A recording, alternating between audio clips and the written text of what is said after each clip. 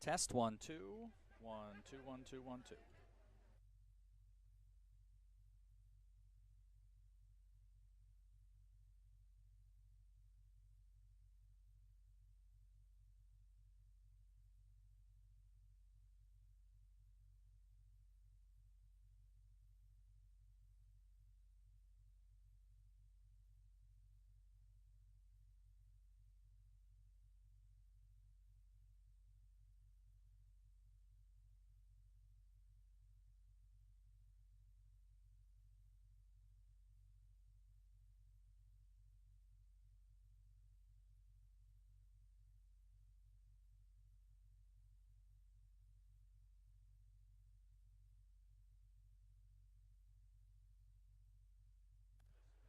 We are on campus for homecoming on this Saturday afternoon, the very first day of October. It is a beautiful one, and Aurora will look to remain undefeated in NAC play.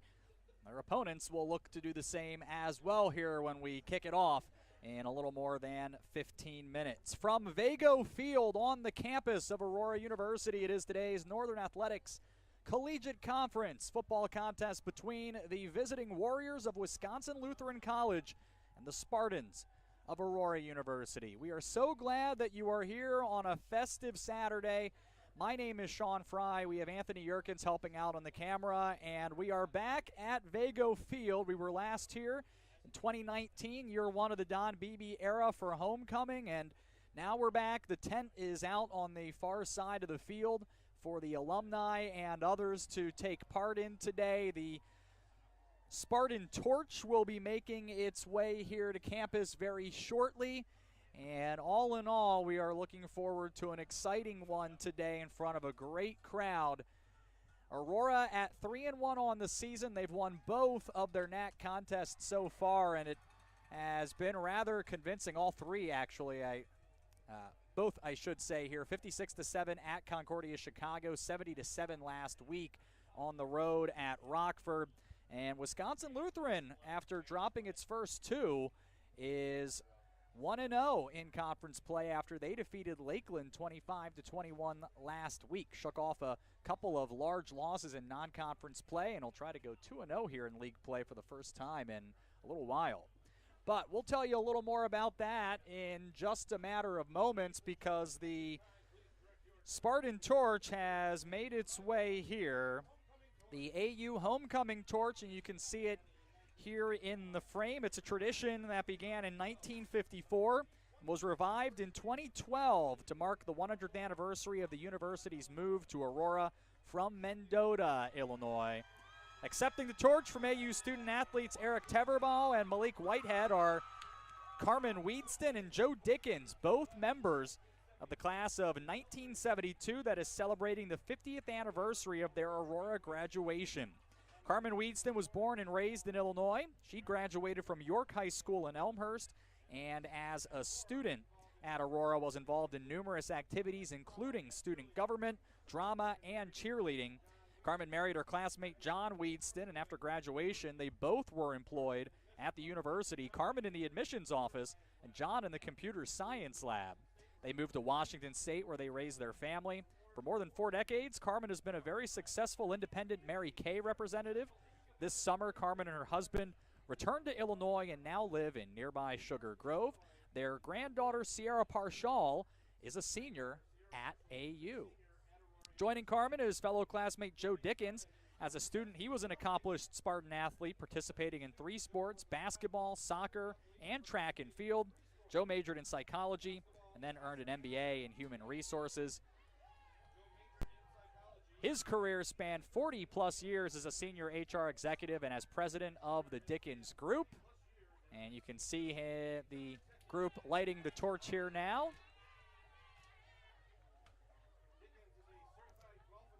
Dickens is a certified golf instructor and golf club maker. He's played golf in all 50 states and has 2 holes in 1. Also flew twice on the Goodyear blimp. His wife, Yvonne, is a member of the class of 1971. So they've lit the cauldron to signify the start of the 2022 homecoming football game. Congratulations to Carmen, Joe, and all of their 1972 classmates, as well as members the classes of 1970 and 1971, who are celebrating their 50th reunion this homecoming weekend.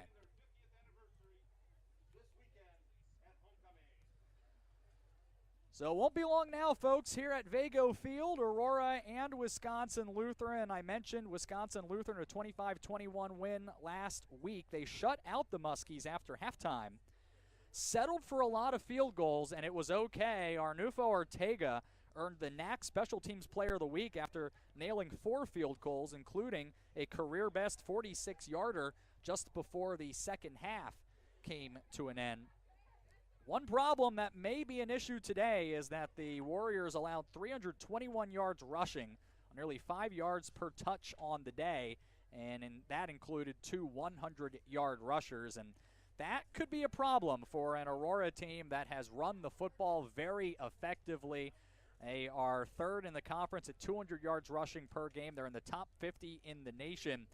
And they had a sensational day running the football last week at Rockford. Gave up the first touchdown of the game, scored the next 70 in a 70-7 win. Had 313 rushing yards on a very balanced attack in which they threw for nearly 300 themselves. And for the second consecutive week, had a pick six for 100 yards. Third consecutive week with a pick six, period.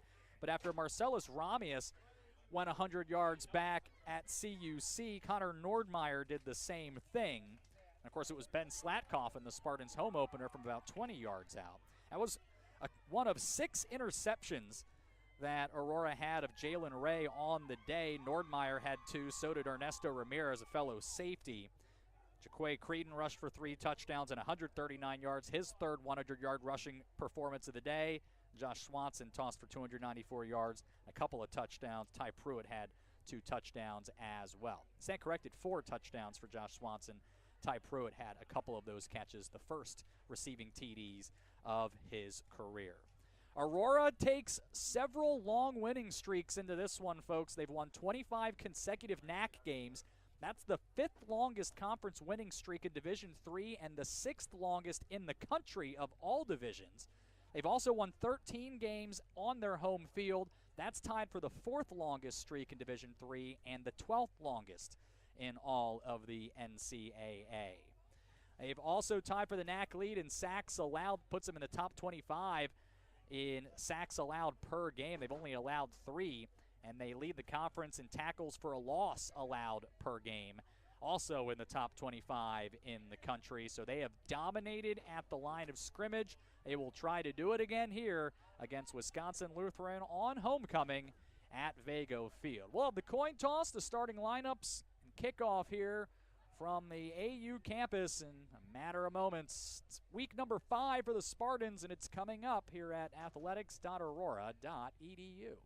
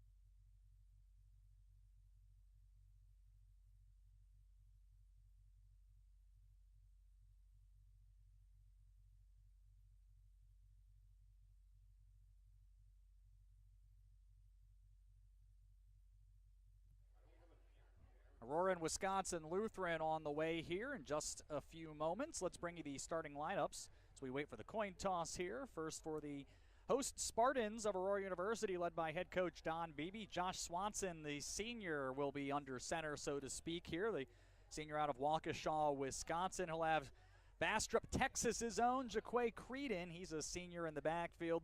And then he'll have a couple of senior wideouts as well, from Montgomery, Illinois, Trey Madsen, and from Wheaton, Illinois, Cameron Moore, as well as Tyler Duncan from Madison, Wisconsin. He'll play tight end, also a senior, and the junior Michael Bolin from Huntley, Illinois.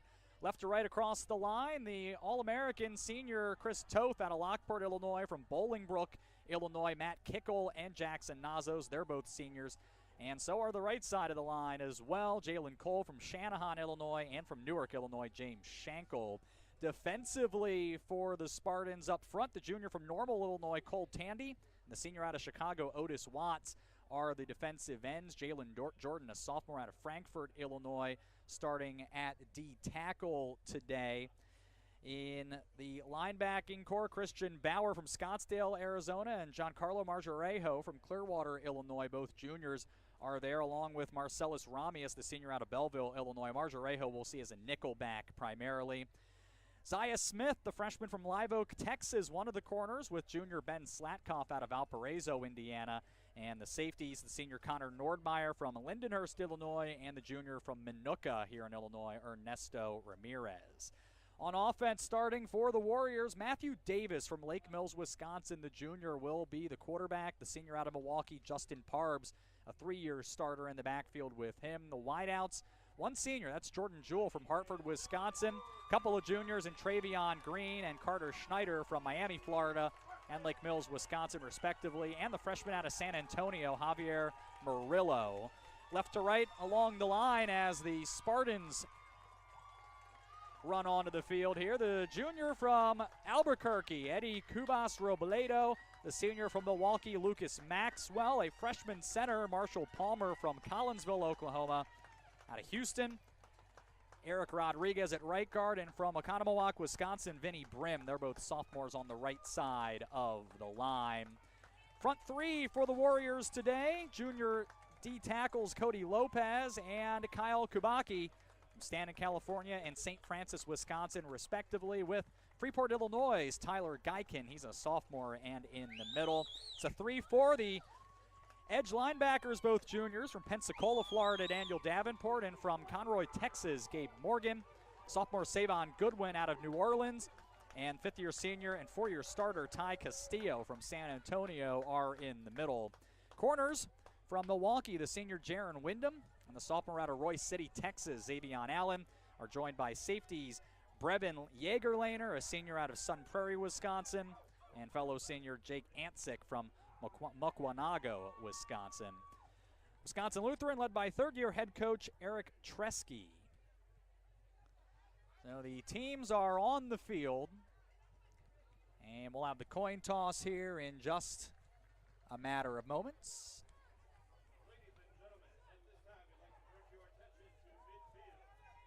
The Spartan captains today will be Brett Chrissy, Jackson Nazos, Marcellus Ramius, Robbie Peterson, and Trey Madsen. The referees in this one will be Dave Wallace, along with headline judge Clint Howard, line judge John Owen, field judge Cody Mayfield, umpire Stacy Pegois, side judge Travis Guess, and back judge David Dupre. And they will be joined today by 2022. Let me start again here. They are joined today by Sid Tice, 1947 graduate of Aurora College, lives in California, and he is here to celebrate his 75th reunion. At age 100, he's the oldest alumnus on campus for homecoming weekend.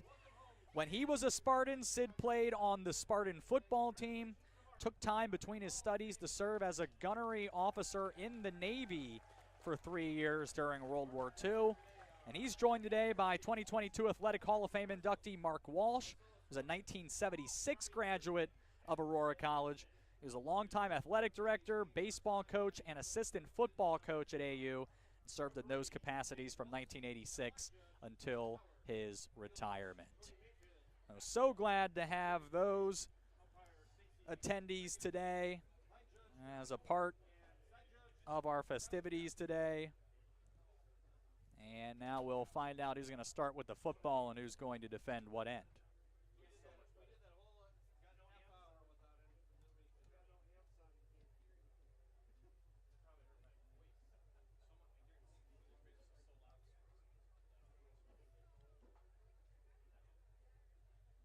A packed campus today, Vago Field, where we are at. I'm glad that you are with us for today's festivities. Sammy the Spartan even at midfield today for the coin toss.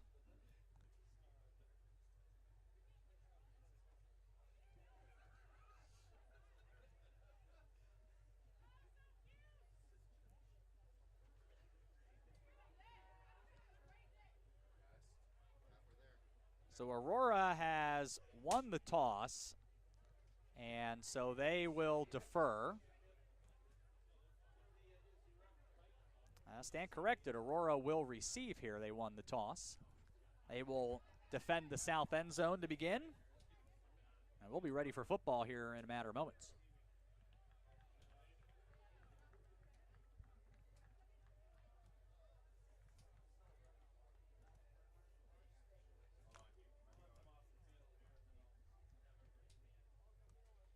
Aurora among the leaders offensively, and they're going to try to jump on the Warriors immediately. And when I say leaders, I mean in the whole country. They're in the top 10 in scoring offense at more than 50 points per game, more than 52 to be exact.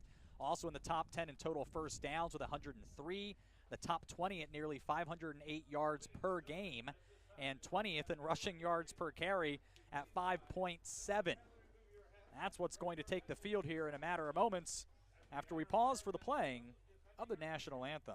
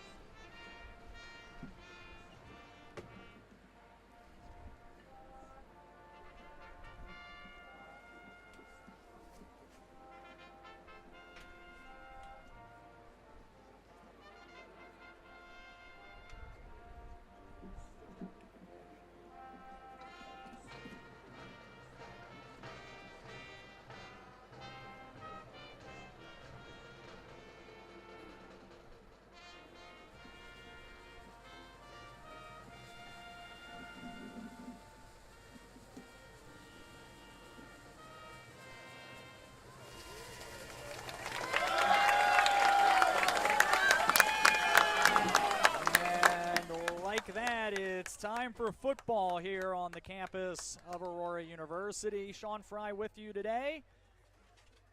Anthony Yerkins on the camera. Spartans about to take the football wearing all blue today. White numbers outlined in black. Spartans on the front. It's a white helmet with a blue stripe. The AU logo on the sides. Wisconsin Lutheran with white helmets. They've got the Wisconsin Lutheran logo. White uniforms with green numbers. Warriors is on the front, green pants. And they'll go left to right here and kick it away. It'll be Arnulfo Ortega from Laredo, Texas, the reigning NAC Special Teams Player of the Week, kicking it away here. All-conference honorable mention last season with a 51-yard kick return average. And he gets set to boot it away and get this one started here. And we'll see what the Aurora offense is able to do here.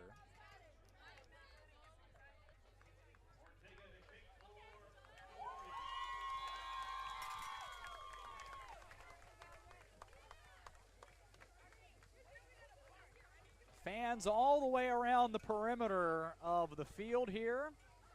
This one is a chip to the near side of the field. Fair catch called for by Zach Russell right around the 25-yard line, and that's where Aurora will be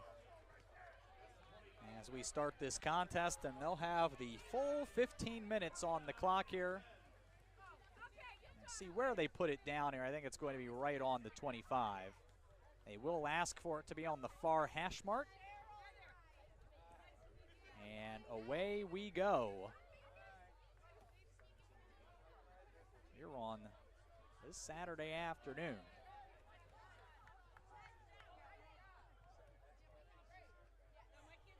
So Aurora coming out here, a couple in the backfield. 3 receivers, trips to the left. Now one of the backs motions out. Now they both motion out. It's an empty backfield here. And Swanson has all day and found a wide open Tyler Duncan who just didn't hang on. Duncan had all kinds of room to operate up the middle, and it looked like he looked upfield and just didn't hang on. Could have been a huge play. Instead, it's 2nd and 10 here from the 25. Same formation. Swanson goes right this time, completes it at the sticks for Trey Madsen, who has his helmet ripped off, and laundry flies in from absolutely everywhere. So it would seem to be a face mask is on the way here. And I'm not sure, Madsen I think will be able to stay in here because it's not really his fault that his helmet came off. I guess he does have to come off. And face mask personal foul after a gain of 10. So a gain of 10, and they'll tack on here 15 more. So this should put the ball right at the 50. Wisconsin Lutheran, not a team that gets penalized a ton here. They were 2nd best in the NAC, have only 20 penalties through 3 weeks. 4 receivers, trips to the left. Swanson in the shotgun slant. Madsen doesn't hang on. That's a couple of drops here on 3 throws for a normally very reliable Spartan receiving core, and they've been drops with some room to operate, so they've been a little costly here at the beginning of this one. Opening minute of play, no score. 2nd and 10 from midfield coming up after a gain of 10 and a face mask that tacked on 15 more. Empty backfield, 5 receivers. 3 down linemen for Wisconsin Lutheran as Swanson calls for it in the shotgun. He'll swing it out, and it's complete to James Montino in the flat. He'll lose yardage. Loss of 1, 3rd and long coming up here for Aurora. For Don Beebe, who history would suggest does not like to kick it, but is in that part of the field where if Aurora is looking at a 4th and long, may very well be forced to do exactly that. Shotgun look here. 2 down linemen, 2 edge rushers for Wisconsin Lutheran. Play action. Swanson has good protection, delivers it behind Cameron Moore, and incomplete. And indeed, we will see Kevin Landa come on here for Aurora, the freshman punter, who leads the NAC with a 40-yard punting average. The Crystal Lake South High School alum will get in here and kick it away to Jordan Jewell, who waits back inside his own 15-yard line. Wisconsin Lutheran has just a few substitution issues, and it looks like they're going to line up and go into the full-on punt block here for where they're at on the field. They bring all 10. Landa gets it away. It's a spiral kick to the near side. Hops at the 15 and will be downed there, as that was Aiden Spurgeon getting downfield, and making sure Wisconsin Lutheran won't get anything else. Warriors get a stop here on their first defensive series, and with 13:19 to play in the first, they will take over at the 17-yard line. So here's our first look at Matthew Davis, who, like his fellow junior Carter Schneider, both hail from Lakeside Lutheran High School. Shotgun look, 3 receivers and a tight end. Parbs gets the carry, counters it back across the formation, and will actually get forward for a handful of yards here out to the 20, it looks like. It's Marcellus Ramius able to get in there and make the tackle.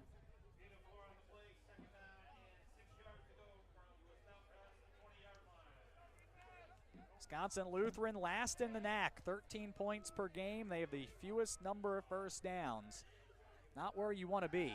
Empty backfield here. This throw is batted down, as Davis wasn't able to get that one on a line out to Schneider. Among others, looks like Jalen Jordan was in there to knock that down. So it's a long 6 here for Wisconsin Lutheran on their first third down attempt today. 31% on the season. Trips to the right here. Davis under pressure, flushed out to his left and goes down. Isaiah Perrin, among others, in for the sack, and that'll be a 3 and out for Wisconsin Lutheran on their first sequence of the day. A Spartan defense that records its 9th sack.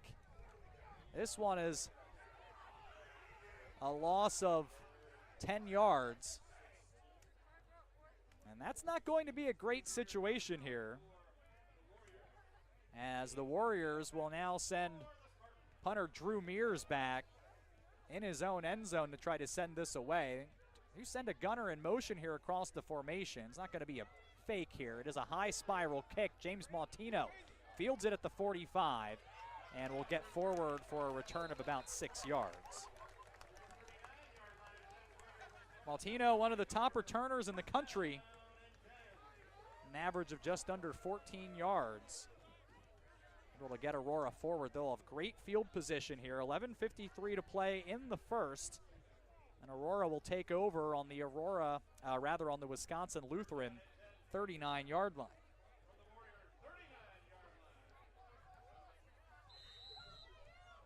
Work to do here for the Wisconsin Lutheran defense. 5 wideouts, and Josh Swanson in the shotgun here. Again with all day, throws right at the line of scrimmage and delivers it on a line to Cameron Moore at the 15 along the hash marks. That'll be Aurora's second first down. Down to the 16-yard line, it'll be 23 yards here.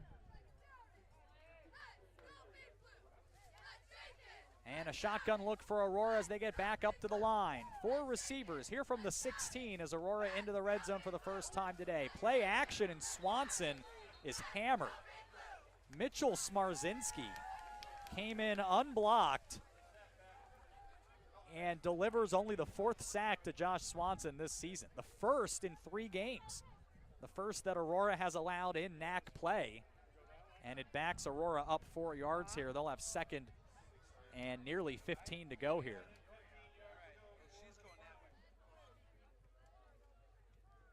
Four receivers, trips left again here for Aurora. Wisconsin Lutheran rushes 5. Swanson all day up the middle to Trey Madsen for the touchdown.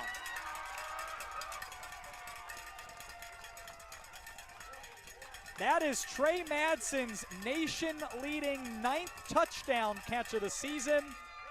For Josh Swanson, his nation-leading 19th touchdown pass, and it's 6-0. Aurora in front.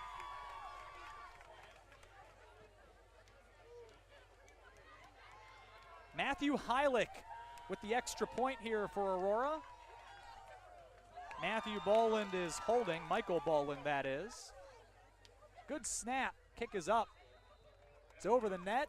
Well, it didn't quite clear, but it's good for the extra point, and Aurora is up 7-0. 10:35 to play in the first. They lead the Warriors right here at athletics.aurora.edu.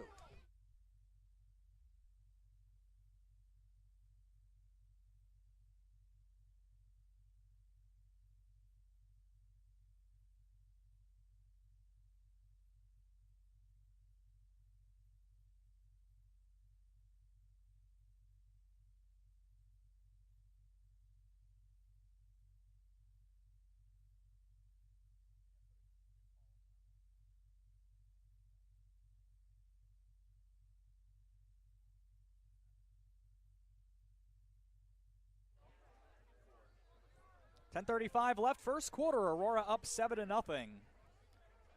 As Josh Swanson finds Trey Madsen for 6. Matthew Heilich adds the extra point. And now it's Kevin Landa set to deliver it here for Aurora. Now, how can Wisconsin Lutheran respond? They return 5 offensive and 8 defensive starters, but have struggled to do very much with the football this season.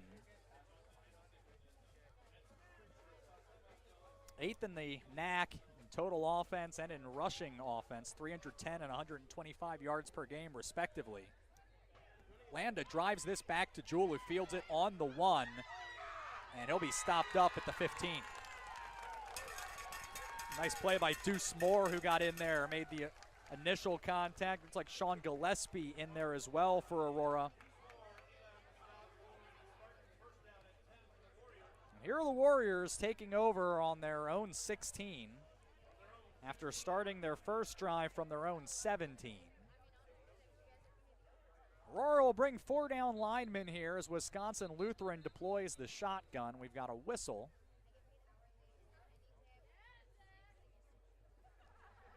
Officials timeout here. And so we'll wait for just a moment here. Eric Tresky, the architect of some very talented Lakeland offenses in the late 2010s, is part of the Muskies team that had 3 consecutive NCAA appearances. Handoff here on first down. Marcellus Ramius not having any of that. It's a loss here, and it's going to be a pretty significant one. They lose 7 yards and go back to the 9. As I was saying, Eric Tresky certainly knows how to dial up an offense and is working on it here, but has some work to do. Now from his own end zone, nearly picked off. Davis threw that up the middle, and Connor Nordmeyer was the only one there. That very easily could have been picked off. And so it's 3rd and a ton here from the Wisconsin Lutheran 9. 9:43 remaining here in the first. 7-0 Aurora. You need to get something here just for some room to punt. The first down is not probable. Davis from his own end zone in trouble, gets rid of it, heaves it up the middle, nearly picked off by Ramius.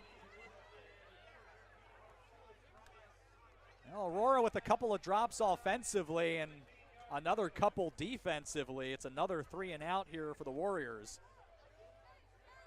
If that one's picked off, it's at best for Wisconsin Lutheran a short field, if not another pick 6 for Aurora.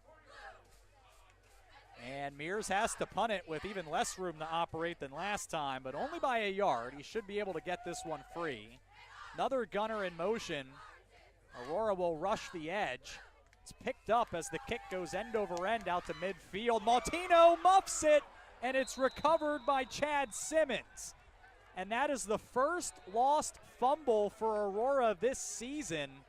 The Warriors will get it back at midfield.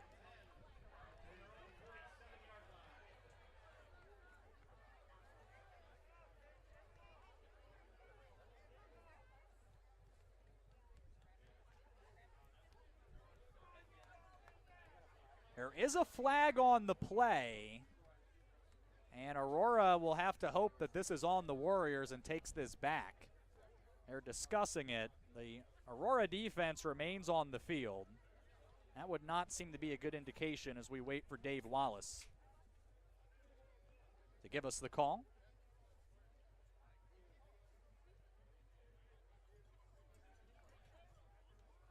The personal foul, it's on Aurora.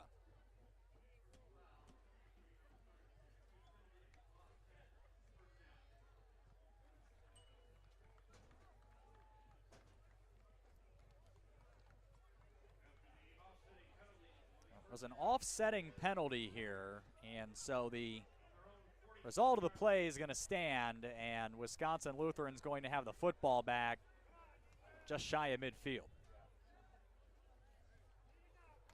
They will spot the football, looks like at the 47. Couple of 3-and-outs, and the Warriors get the ball right back here. 9.5 to play in the first, 7-0.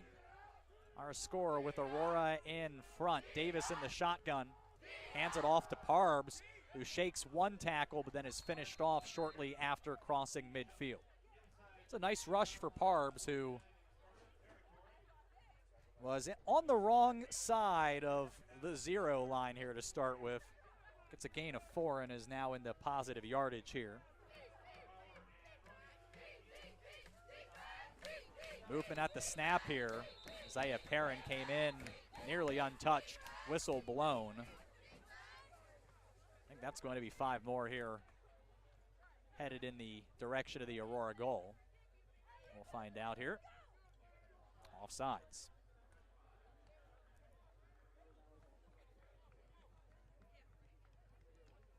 So it'll be 2nd and short now.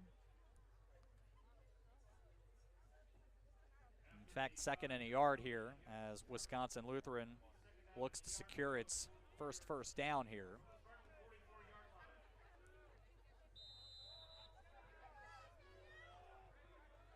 Warriors in the shotgun here.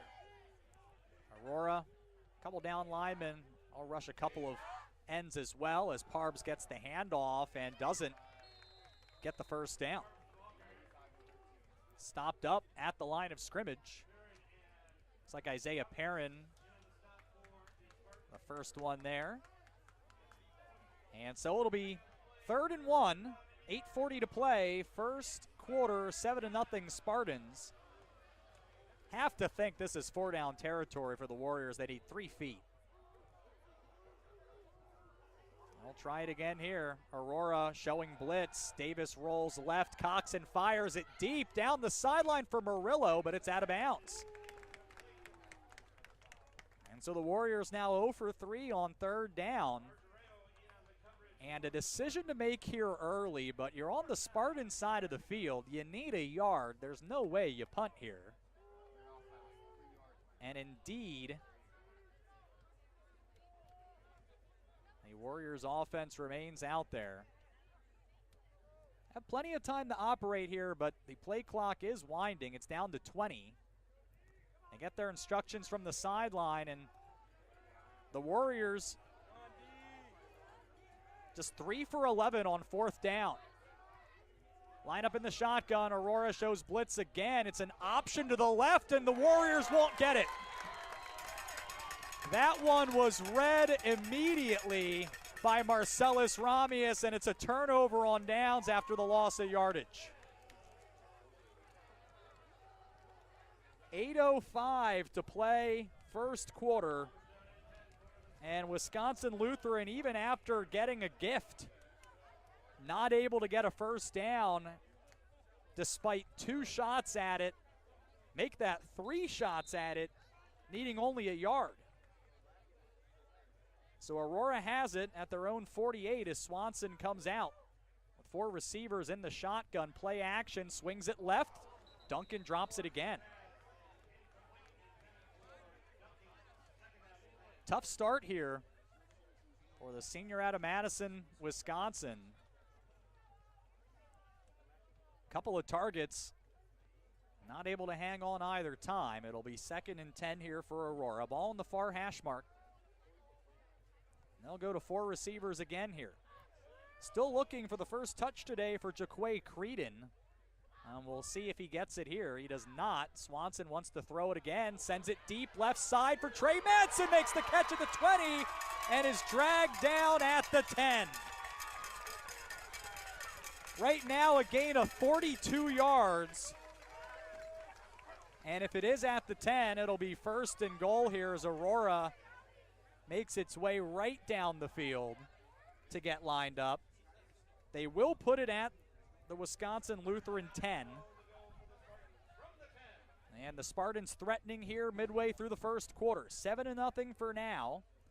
Swanson and Creedon in the backfield out of the shotgun. Trips to the right here in a 4-receiver package. Swanson looks to throw again to the left corner. Cameron Moore keeps the toes in and has the touchdown. That is Moore's second touchdown catch of the year. It's a beauty to the near corner of the end zone. Swanson strikes again. Aurora goes up 13-0. A drive that took 54 seconds to go 52 yards.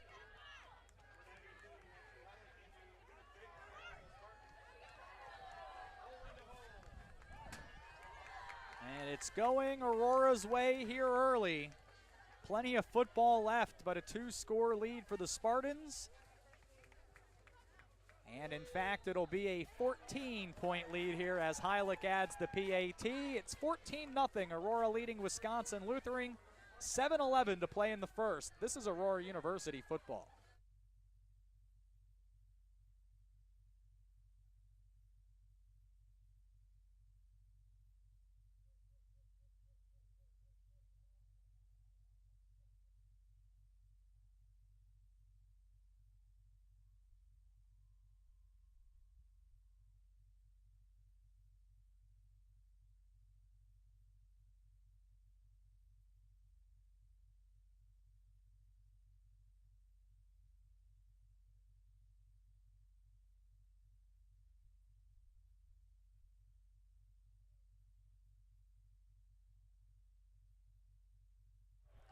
$14-0. Aurora in front. Josh Swanson with touchdown passes to Trey Madsen and Cameron Moore. 7-11 to play in the opening period here at Vago Field. Aurora in all blue, Wisconsin Lutheran wearing white and green in this one. We'll see Landa kick it away here for Aurora. Campus looking a little different than the last time we were here. Landa kicking this away. And this one is fielded at the 15 by Jordan Jewell. Kicks it to the outside. Shakes a tackle. Flag comes in. He's taken down to the 25. And normally you see a flag in that area of the field, and it ends up being against the returning team. So we will see.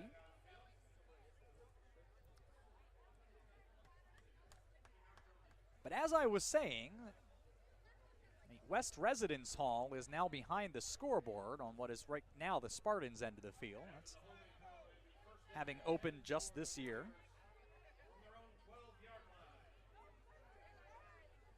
Wisconsin Lutheran with a holding call. They'll take over on their own 12 here.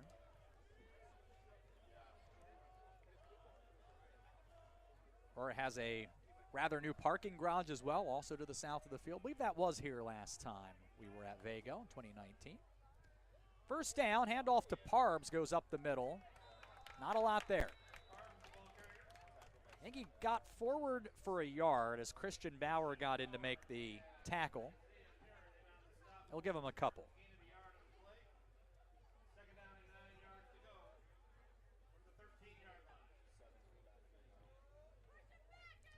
Sought the ball at the 14 here.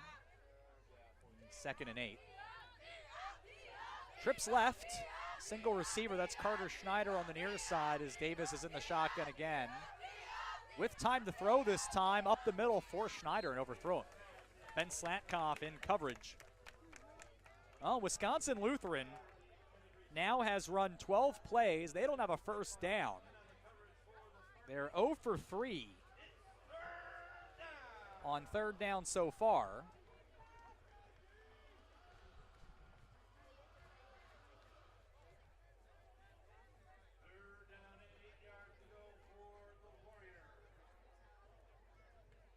Like it'll be an empty backfield here for the Warriors. And Aurora, it appears, will rush 4, and that's what they do. Davis rushed, gets rid of it. It's a jump ball, and Schneider got in, boxed out Slatkoff, and made a nice catch at the Warriors' 30. Gets a few extra yards and takes it to the 34. It's a gain of 20, and the Warriors have their first down here. And I don't think that was a great ball. I think it held up long enough, and Schneider made a nice adjustment to the football. Otherwise, that's another interception for Ben Slatkoff. So excellent work by one of the leading receivers in the NAC. Came in with a receiving average of just under 23 yards per catch, which is third in the league. Handoff here to Parps. He's in trouble, but recovers and then rolls it around left tackle and forward across the 35 to the 36. Gain of a couple here for Parps, who I believe had his left guard directly in front of him as he took the football, but used it as an obstruction and did well to make some positive yardage out of that. He was a second-team all-conference selection last year after rushing for 1,100 yards and 11 touchdowns. 2nd and 8 from the Warriors 36. Parps gets it again, and not much here. Ramius is there, so is Cole Tandy. And it'll be 2 more, 3rd and 6 coming up. Under 5 to play here in the first quarter. Aurora up 14-0. Warriors coming off their first third down conversion. They'll have their not shortest attempt, actually. They had a 3rd and 1, didn't get it done. Previous 2 were 3rd and 10 before that. Play action, Davis in trouble. Flush to his left, stops, backpedals, gets rid of it, picked off. Far sideline, that's Slatkoff. Down inside Warriors territory near the 25, and Aurora will take over with great field position. Slatkoff beaten to the football moments earlier by Carter Schneider. He's not beaten here. An ill-advised decision by Davis. And Aurora will have it at the 34-yard line, as they'll say Slatkoff stepped out of bounds.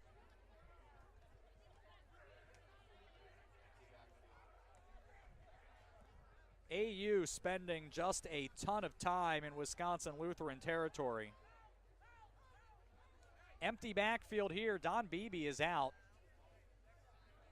having a conversation with head coach, with referee Dave Wallace.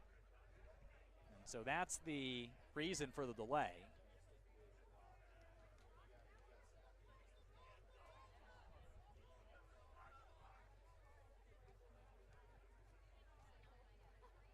Don't know what the conversation there was about.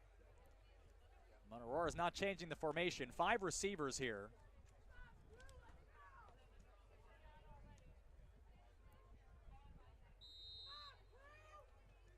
Swanson alone in the backfield. 2 down linemen and 1 rushing here. Swanson steps into the pocket, up the middle, complete Maltino. First down to the 20, tries to hurdle a defender, and that may not have been a great decision. Goes down heavily at the 17, but it is a first down as he cuts the field position in half here for Aurora. You never want to be 6 feet up in the air and making contact with a defender. Everyone's okay, and Aurora back up to the line here. They still have not run the football. The only rushing yards today for Aurora are on a sack. Swanson looking right, up the middle. Bolin completed the 1. 1st and 3 feet to go coming up.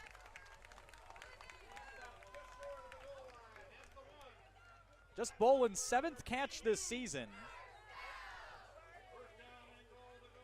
but leads the league in receiving average, just under 30 yards per catch. It's actually going to go down here with his first reception of the day. But Aurora needing to get a yard here We'll see if finally now they run the football. Creedon motions to the right of Swanson. Swanson will throw it again. It's a slant route, and it's complete for the touchdown as they allow Bolin to finish it. 3:09 to play in the first, and Aurora goes up 20-0.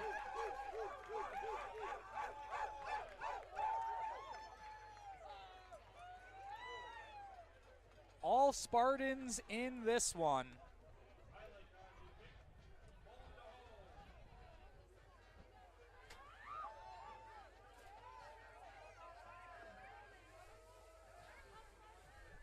Aurora has run only 14 plays, and that's all that they have needed to put up 20.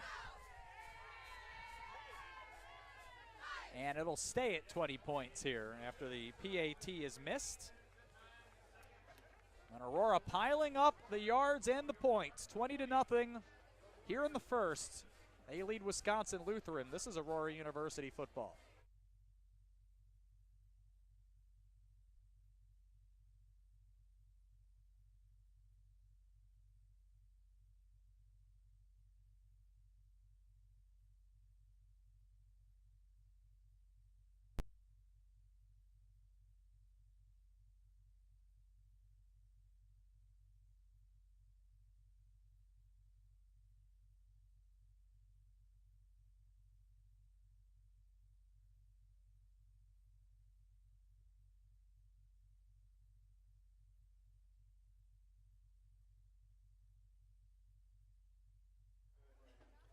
Wisconsin Lutheran in some trouble now.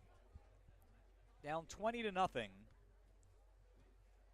against an Aurora team that has absolutely lit up the scoreboard. We'll take you around the NAC here in just a matter of moments. 3 other games going on the day, as you might imagine.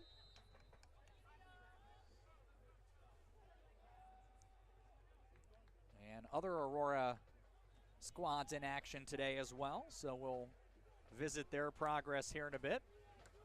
As Lambda, the line drive side spinning kick here that will stay in bounds, forcing Jewell to pick it up at the 5, and he's lucky to get back to the 10. Evan Jones was among those in on the play.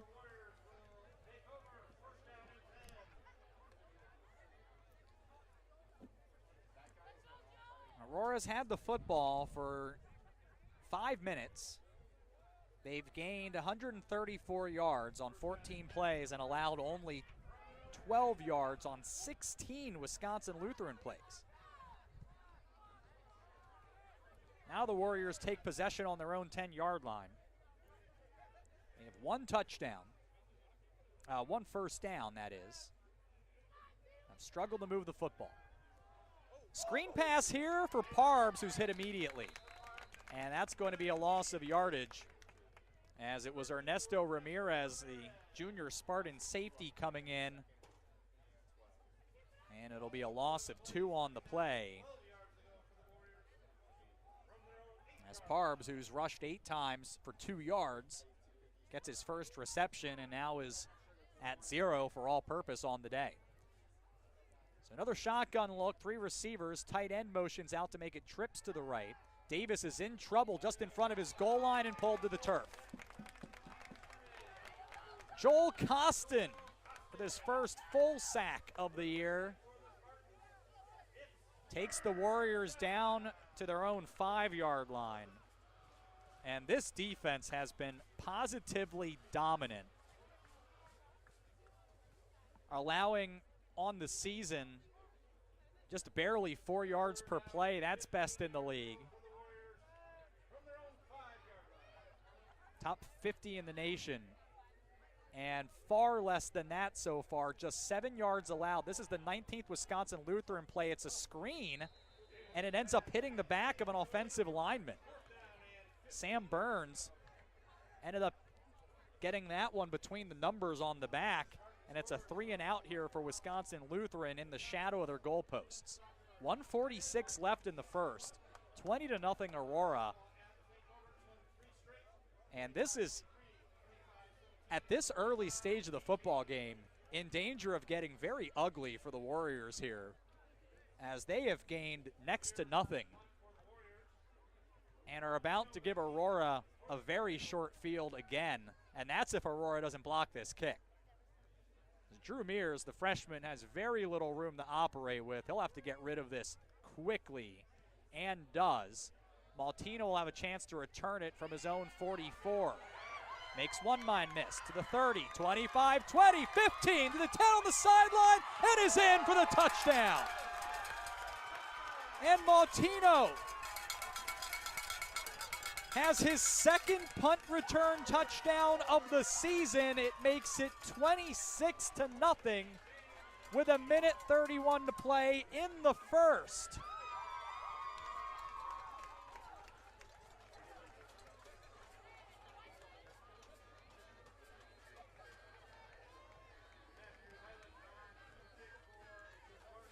Matthew Heilich on for the extra point. So much for the short field. No field for the Aurora offense. They don't even have to come onto the field. Heilich adds the PAT. It's 27-0. And there's still time in the first quarter. Around the conference today, Concordia, Wisconsin, after a quarter, leads at Rockford 14-7. Falcons trying to get to 4-1 on the season and to 2-0 in conference play. Concordia, Chicago, and Eureka tied at 6 early in the second. St. Norbert and Benedictine will kick it off in Lisle in about 20 minutes. Lots going on for Aurora today. The NAC Women's Championship is in the first round. And right now, Aurora leading the field. At least at last update, they were leading the field. We'll check in on that here in a minute, but they were at 15 over on the day, 15 shots clear of Marion.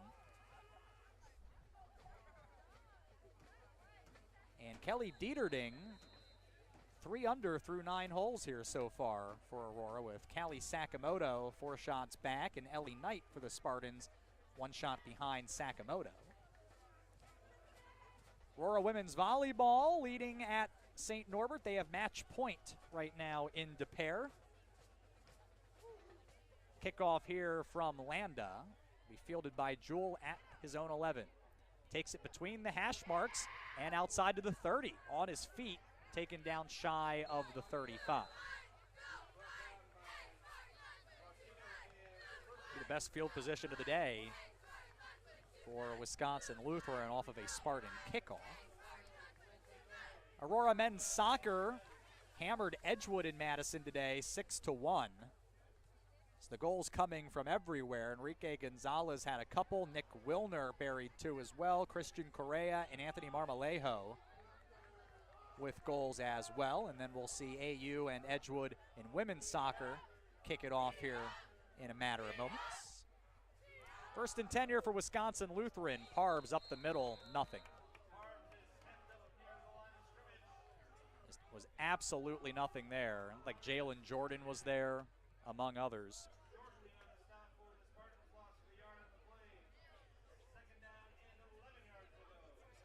So if you're keeping track at home, folks, that's now 6 yards for Wisconsin Lutheran on 21 plays.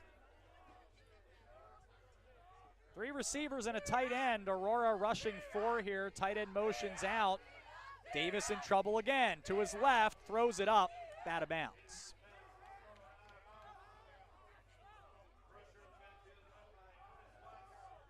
This Aurora defense has found another level here on homecoming at Vago Field. 41 seconds to play in the first quarter. 27-0, and the Warriors just aren't gaining anything. Got a 3rd and 10 here. They're 1 for 6 on 3rd down.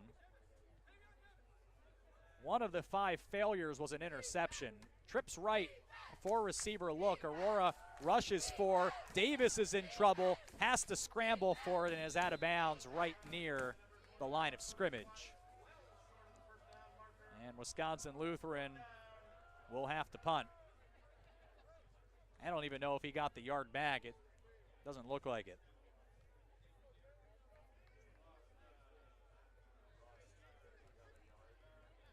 It also stops the clock here. So Aurora will get at least one more play here in the first quarter. We'll see Mears again, and Maltino.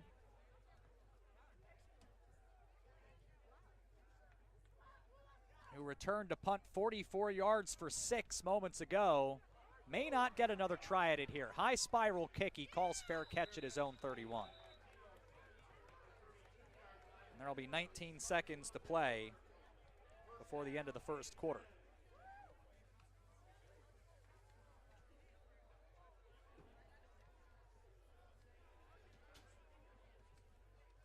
We've seen Aurora with some impressive performances. But this is really something today, folks, let me tell you. We got 45 minutes to go.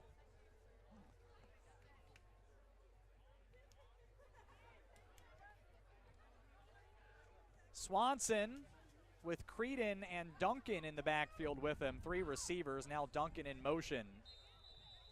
As the play clock was running down, and they didn't get it off. Delay a game here. And that'll be Aurora's second penalty, and an offside earlier. A couple of offsetting penalties, that won't count. Another 5-yard penalty here. Reset the play clock, and Aurora will try it again. Pistol. Swanson with Creedon here. Duncan at tight end, 3 receivers. 3 down linemen for Wisconsin Lutheran. Here is Creedon with his first touch. Bounces it to the left, and he'll be taken down near the original line of scrimmage. And that will end the first quarter of action here at Vago Field. 27-0, Aurora in front after 1, leading Wisconsin Lutheran. This is Aurora University football here at athletics.aurora.edu.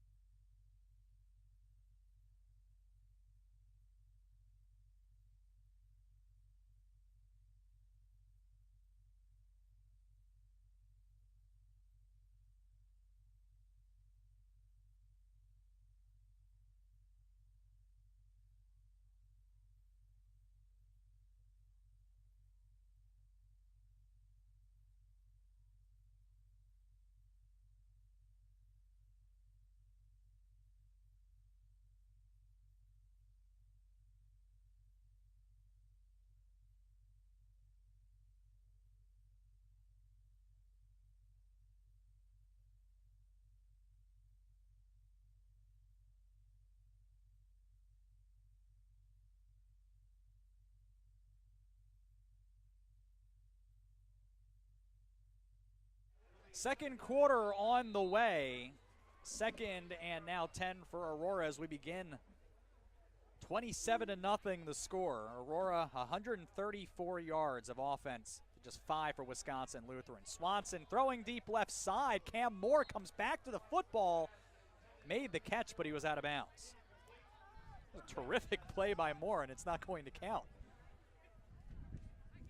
So Aurora will have only its second third down today. That should give you an idea of the level of dominance we've seen here.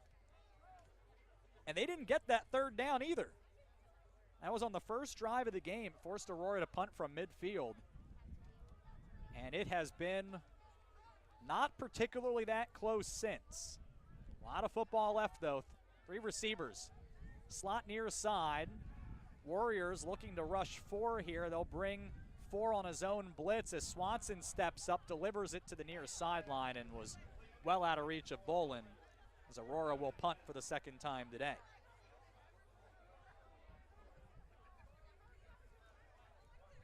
Even the most prolific offenses don't get on the same page all the time. And we'll see that in play here as Kevin Landa comes in to kick.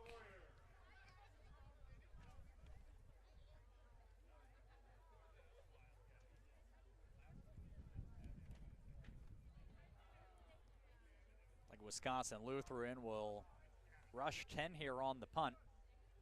Leave Jordan Jewell here on his own to try to field the kick. It's an extremely high kick, my goodness.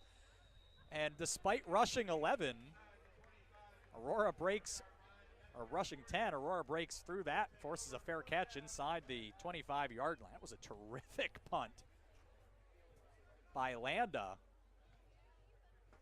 It was an absolute bomb. Wisconsin Lutheran will take over here 20 seconds into the second quarter, and it'll be on their own 24-yard line. Well, it could hardly go worse for the Warriors in the second 15-minute stretch of play. Gained 5 yards, no points, 1 for 7 on third down.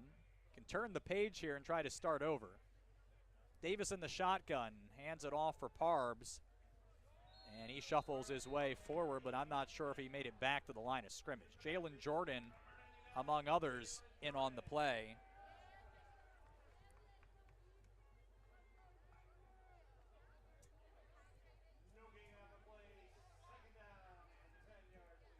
No gain.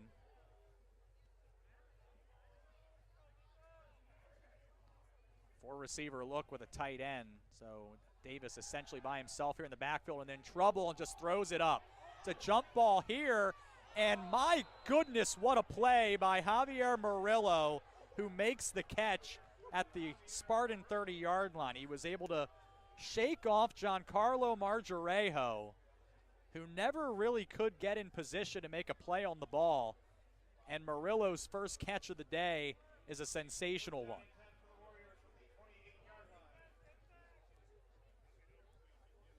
That one goes 48 yards to the Spartan 28. Well, the Warriors across midfield for just the second time. Parbs taken down to the turf here as it's like Otis Watts and Marcellus Ramius there on the inside handoff, no gain. If last week's any indication, this is inside of Arnulfo Ortega's field goal range, but you cannot be going for 3 points at this point. So the Warriors are not going to want to settle for anything short of 6. Aurora shows blitz here against 3 receivers. Davis is in trouble. He evades it and then completes it to Murillo inside the 25. Good tackling in the open field by Ernesto Ramirez. And he will limit the Warriors to a gain of 5 on the play. 3rd and 5, inside of 13 to play in the first half, 27-0. And the Warriors cooking for the first time today. But it's really one large gain and a lot of very small gains.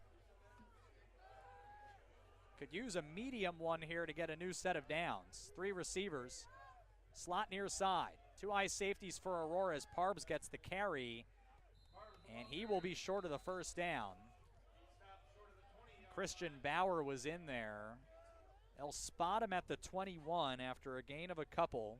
Warriors now 1 for 8 on 3rd down, and they will, to my great surprise here on 4th and 3, bring in the field goal unit.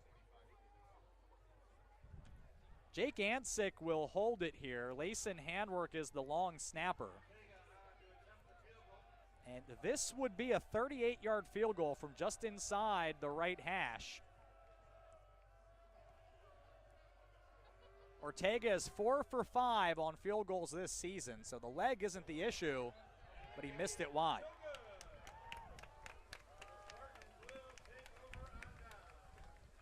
And I will be honest, down 27-0, I would not have gone for the field goal if I was on the Warriors sideline. And that's, I mean, hindsight is 20/20, but you settle for a 38-yard field goal into a crosswind when you're down 4 touchdowns.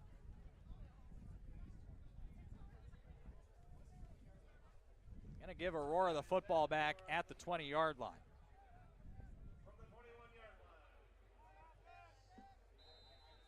.11:42 left, first half. Aurora has run the football 1 time. Here's number 2. Creedon trying to bounce it to the left. Somehow able to turn what looked like a 3-yard loss into a gain of close to 5 on the far sideline. In fact, they'll give him 5 to the 25.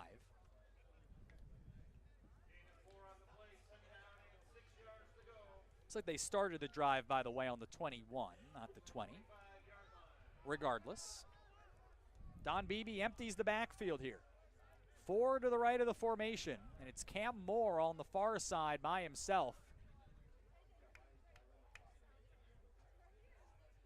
11 minutes to play in the second. Swanson all day, throws it deep left side. Bolin makes the catch, loses his helmet, but hangs on. As he went up, made a terrific catch over Brevin Jaegerlainer. It was a little slow to get up. Aurora has the first down.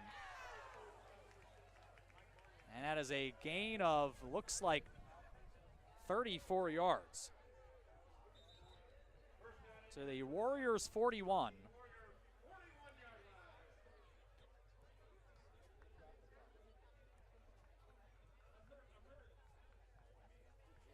Looks like Jaegerlainer is going to go off here with the trainer.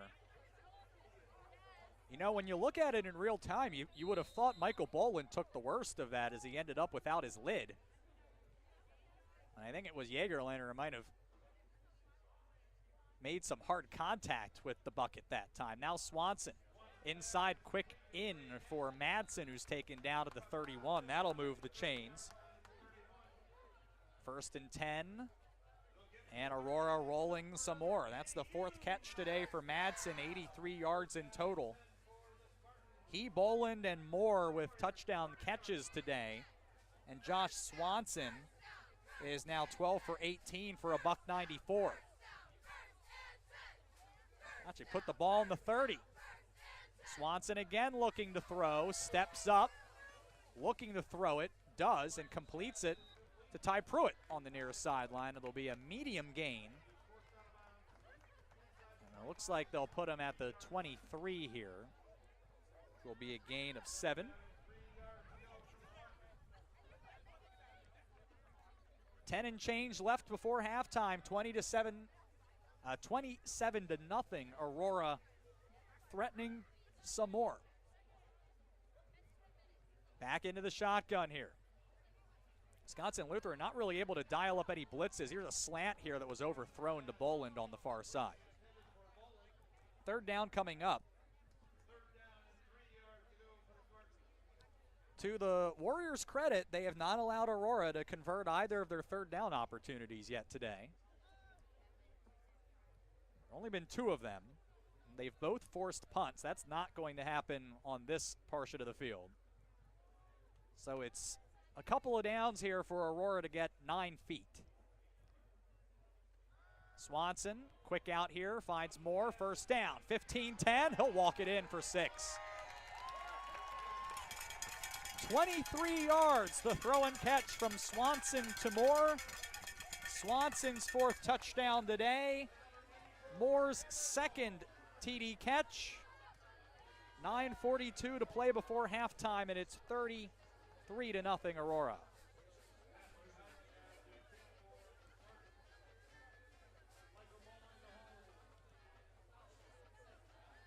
And a very happy homecoming for Aurora, who is absolutely hammering the Warriors here on this first day of October. Heilich to add the PAT. Splits the uprights, it's 34 to nothing. This is Aurora University football.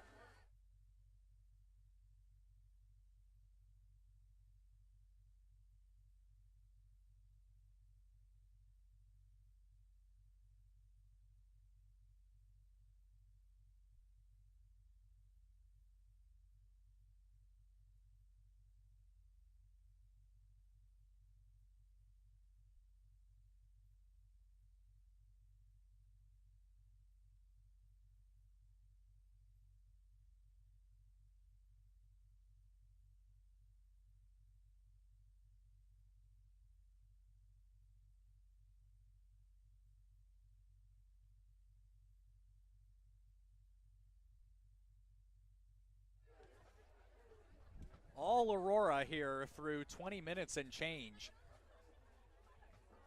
Only through 20 minutes and change. It's 34-0. Aurora has outgained Wisconsin Lutheran 218-60. Aurora's had the football for not even 8 minutes.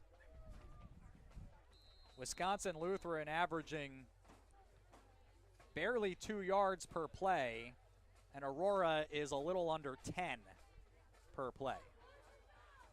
It has been an onslaught today. Wisconsin Lutheran has a lot of time left. They have not done very much offensively, and they'll start on their 25 here after the touchback. Matthew Davis, 4 for 12, 72 yards. Most of that on one 48-yard throw and catch to Javier Murillo. One interception when he was under duress and made an ill-advised throw. Justin Parbs has run it 12 times and gained 3 yards in total. Penalty here on Aurora, and that'll move the football up the field here. It's like 15 yards. Well, the Warriors will start at the 40.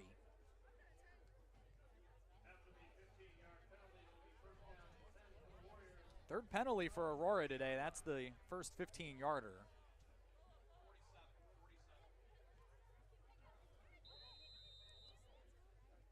Let's see what Davis and company can do here for the Warriors. Handoff on first down, and that's Jalen Harris, who isn't faring much better than Justin Parbs here at this point. He's taken down to the line of scrimmage after his first touch today.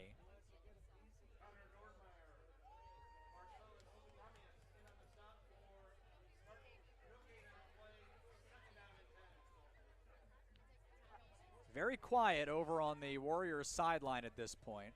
Sammy the Spartan is right here in front of us, waving to the fans. Maybe we'll see if we can get him on the camera in a moment as Davis throws up the middle, and Travion Green hit immediately by Connor Nordmeyer as it'll be 3rd and 10. There's Sammy right now, visiting with members of the crowd.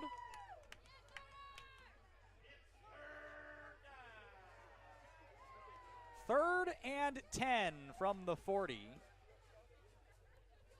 Anthony Yerkins giving us Sammy camp today here in the second quarter.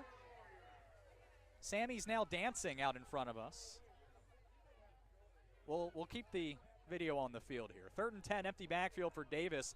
Throwing right has Murillo, who catches it at the Spartan 35-yard line. He'll be taken down near the 25. Ramirez in coverage, but not able to get to the ball first. And that's a gain of 35 here. Sammy today, by the way, is being shown around the stands by one of our student ambassadors. Work out of the admissions office here at Aurora and do a terrific job. They are terrific, as the name would imply, ambassadors for AU.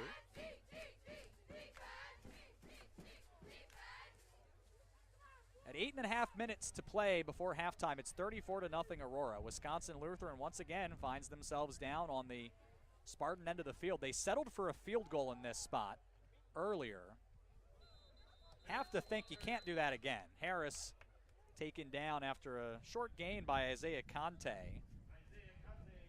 3 yards forward here for the Warriors. We're closing in on gaining 100 yards on the day. But again, really just a couple of huge plays. That's it. Other than that, Wisconsin Lutheran hasn't done very much. 3 receivers here. Davis and Harris play action. Davis throws it left, and Schneider made the catch. Is he inbounds? Evidently. But he's short of the first down. It'll be 3rd and 1 from the 16 after a gain of 6.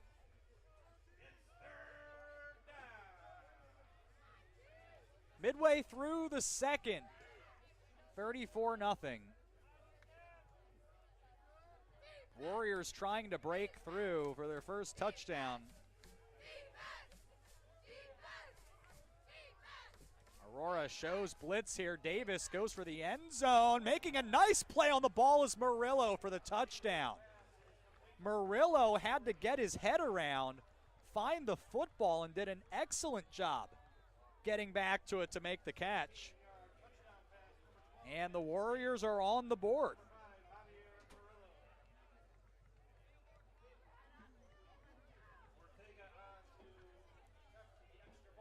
Oh, that did not look like a freshman trying to make a play out there for the Warriors. That was a fantastic effort. And it puts the visitors on the board. Ortega with the PAT. It's 34-7. 7:05 to play in the second quarter. But Aurora still up and in front comfortably here at Vago Field. This is Aurora University football.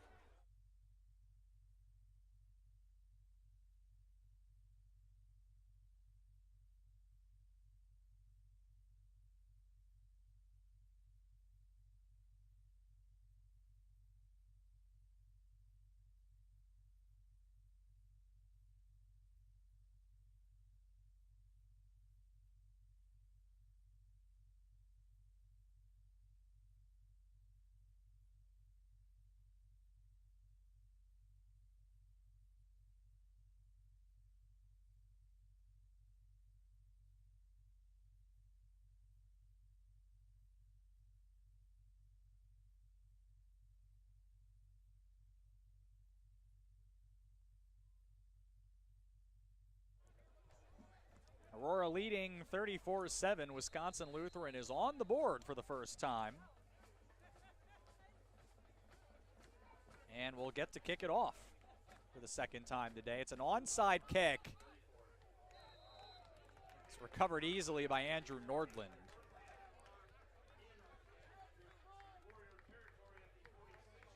Well, Eric Tresky trying to capitalize on the momentum. Doesn't work. And that'll give Aurora a short field here. On the Warriors 46.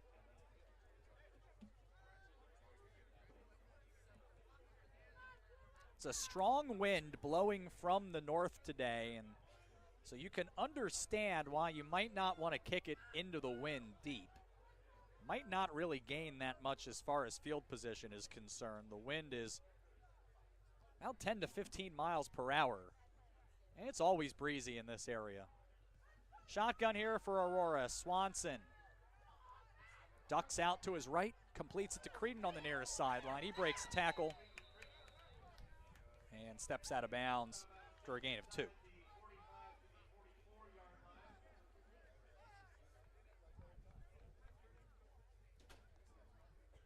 (34-7), Spartans up, 6:55 remaining before halftime.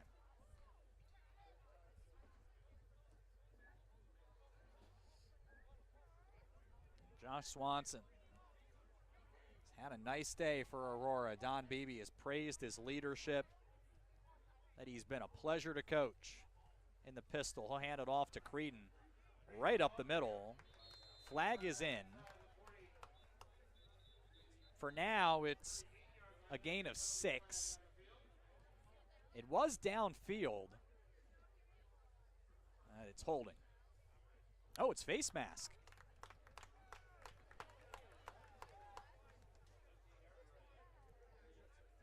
That's not going to help the Warriors. I thought the initial signal was a hold. But it's a personal foul, moves the football down.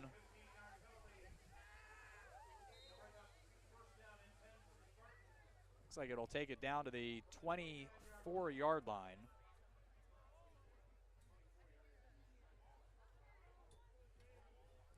First and 10. Play action. Swanson all day delivers it up the middle. Madsen hauls it in again for 6 more. Touchdown Spartans. And Madsen adds to his nation-leading total. That's his 10th touchdown catch through 4.5 weeks. It's 40-7 Aurora.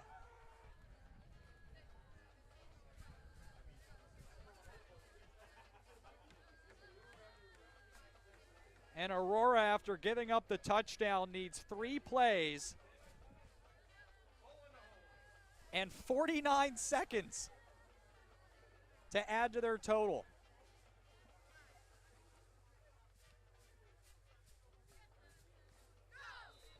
And a flag comes in as Matthew Heilich, the kicker, completes the extra point, then gets hit. And that is a clear penalty. And I think the best way to describe that is just pure frustration from Wisconsin Lutheran. There's absolutely no reason to hit the kicker. And so Heilich, make that Kevin Landa rather, is going to end up kicking off from midfield here. Don Beebe is coming out and wants a word.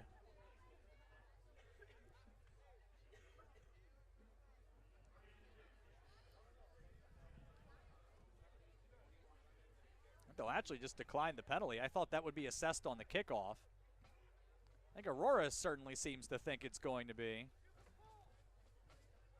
But in fact, they will have to kick it away from the 35. Looks like Aurora just declined the penalty outright.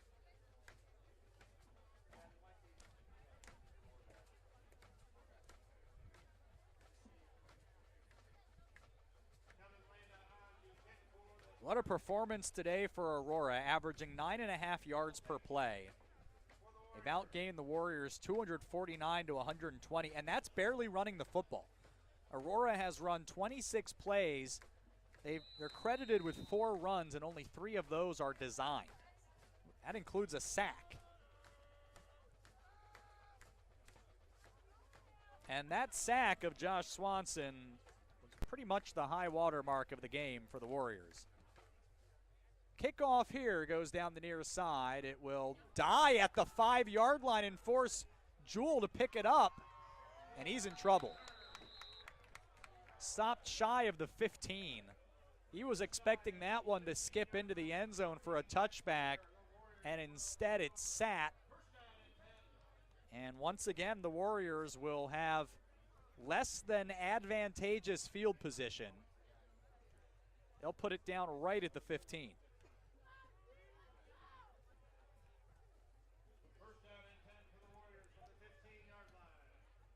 Wisconsin Lutheran offense should be feeling rather good. Coming off of a 6-play, 60-yard drive, and included converting on 3rd down twice after going 1 for 8 prior to that drive. They will hand it off to Jalen Harris on the jet sweep, and that doesn't go anywhere. He loses at least a couple, if not 3. It is a loss of 3. Like Perrin and Ramius, among others, in on the tackle. Now, we have a terrific game day crew. We have Dr. Sean Neitzel on the public address today, and Brendan Blair is his spotter, who is doing an excellent job. And to be completely honest, I'm relying on him to get the tackle right. So no pressure, Brendan. 5.5 left. Slant up the middle, complete to Jewell. He'll be upended at the 30, and is still, he never touched the ground. He just stayed on top of blue jerseys and ends up out at the 34-yard line. He had the sense of mind not to give up on the play. Ends up with a gain of 22 and a 1st down. His first catch of the day. 1st and 10, 5:10 to play before halftime, 41-7 Aurora. High snap. Parbs takes the handoff on the RPO and has no gain here.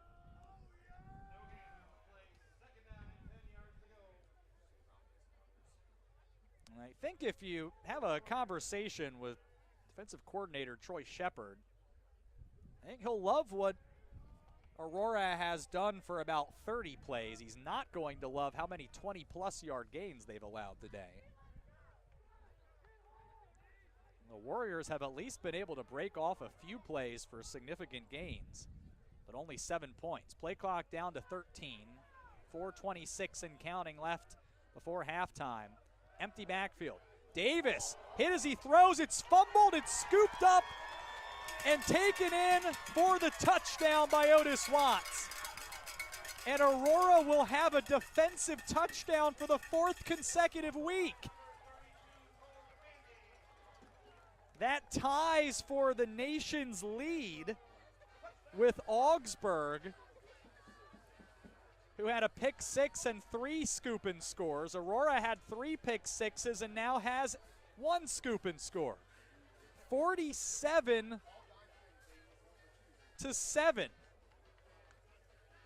4:14 remaining before halftime. Unbelievable.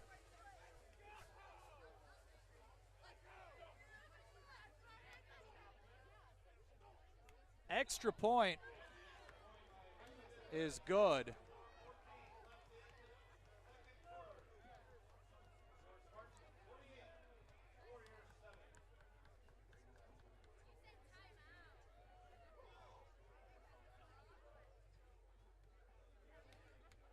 A sensational first half by the Aurora defense. A sensational half by the Aurora offense. And what else could possibly go wrong for Wisconsin Lutheran at this point? It'll end up being a 20-yard fumble recovery touchdown for Watts. It looks like Cole Tandy made the contact and forced the fumble.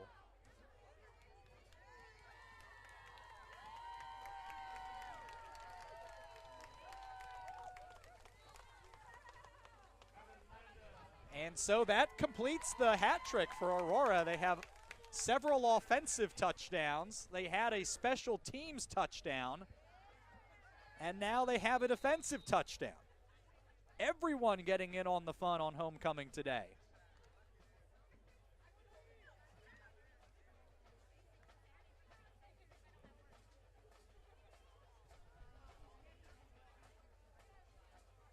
An absolutely disastrous 26 minutes for Wisconsin Lutheran. Jewell will field this kickoff at the 10. Knocked out of bounds by James Maltino. Warriors will take over near the 25 on their end of the field. If anything, the offense, because of the 2 touchdowns in the other phases, might actually have the effect of actually reducing the offensive totals, to be honest, as Aurora hasn't had any difficulty moving the football. And have 249 here as they close in on halftime. Anyway, empty backfield here. Davis is in trouble, scrambling. I don't know how he got out of that. He's going to run for it here, and we'll take it out for a gain of 5. Well, it's been a tough day for the junior, but he was in all kinds of difficulty and found his way out and made it a positive gain. And I'm sure head coach Eric Tresky will love to see the fight at his quarterback, despite it not being a particularly great day for the visitors. They'll go 5 wide again here. Aurora rushes 3. Davis throws it deep, and Murillo's not able to get there. That was a couple of yards ahead of him. Marjarejo and Ramirez in coverage. 3:35 to play before halftime.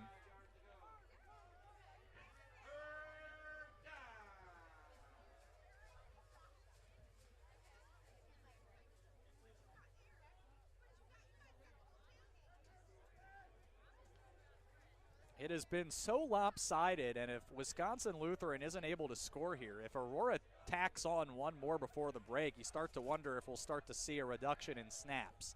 Davis under pressure here on 3rd and 5, throws it up, and it's well short of Zaya Smith in coverage, and a flag comes in.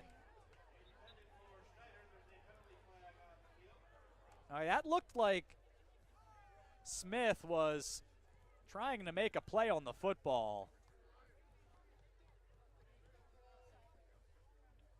They're going to be holding. It's pass interference on Zaya Smith. I didn't think there was anything wrong with that from the freshman, but Wisconsin Lutheran will take it.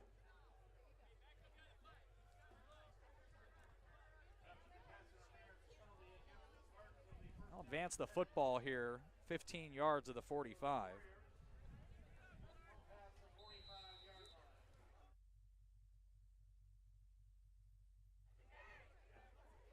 .327 left. I'm going to take a look at the video, and Murillo makes the catch here on first down, and Smith bounces back, makes the play. Gain of 6 here on the play.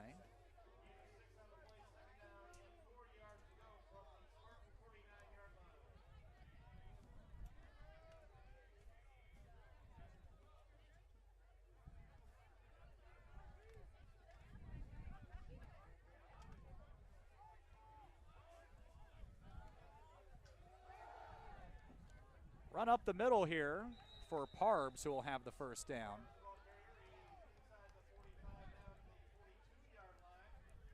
I'll be down to the Spartan 42-yard line after a gain of 7. At 2:41 left.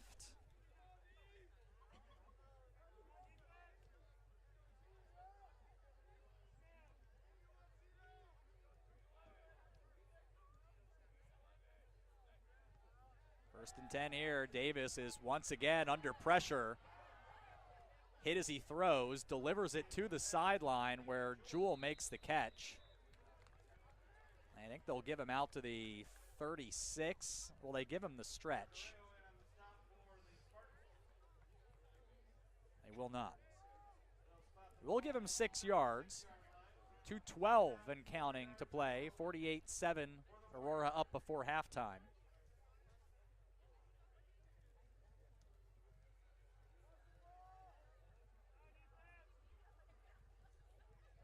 Receiver look here for the Warriors. Play action. Davis wants it all. Schneider got turned around a bit. And it'll be third down after the incompletion. Warriors 4 for 11 on third down today.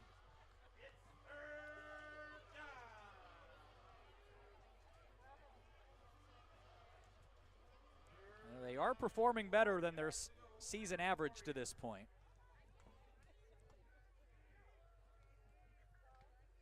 The Warriors need a first down here, or Aurora will get the football back with plenty of time.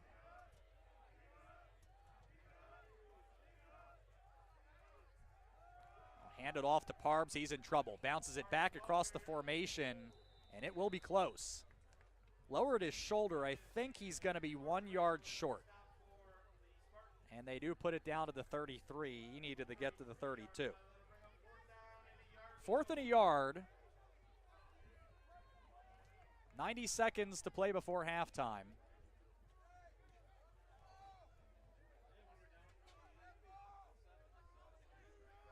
Well, the Warriors needing 3 feet here.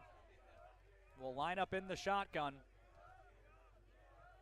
Get it here and probably keep Aurora from getting the football back. They do that. It's a bootleg for Davis, who had all kinds of room to operate. He takes it into the red zone all by himself. Down at the 18, a late slide. It's a 15-yard gain as the Warriors deliver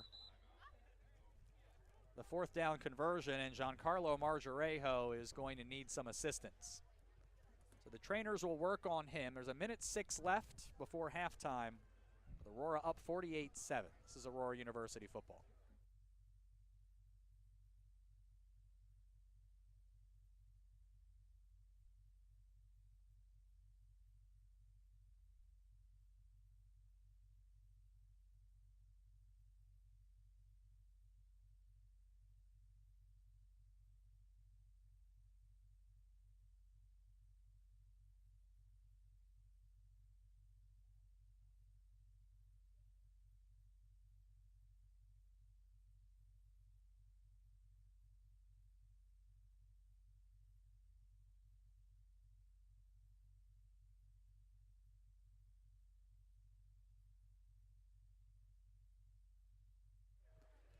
first and 10 on the 18 for Wisconsin Lutheran on a breezy day here at Vago Field. Warriors will try to add one here before halftime. Davis is in the shotgun, hands it off to Parbs, who is out across the 15, the gain of 4. Haven't seen a timeout yet, and the Warriors don't need to take one. They've got plenty of time. Get a play in here from the sideline. You might be thinking it's a 41-point game. The Warriors don't have any chance at all, but we've seen comebacks of this size around Division III. And so the Warriors can at least dare to dream a little bit if they can get in for 6 here. Davis hit as he throws, tipped by Bauer, nearly picked off by Ramius. Davis was hammered. And so we'll see with 15 seconds to play before the half, a 3rd and 6 coming up here for Wisconsin Lutheran.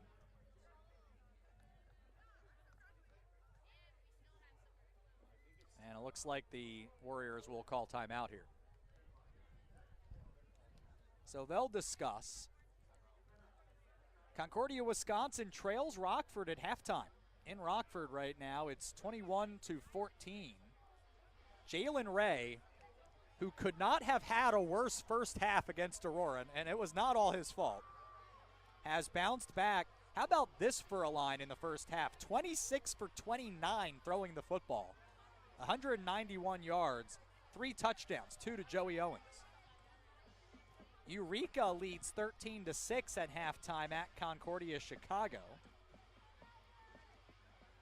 And St. Norbert and Benedictine don't have anything for you yet on that one. That was set to kick off about 25 minutes ago.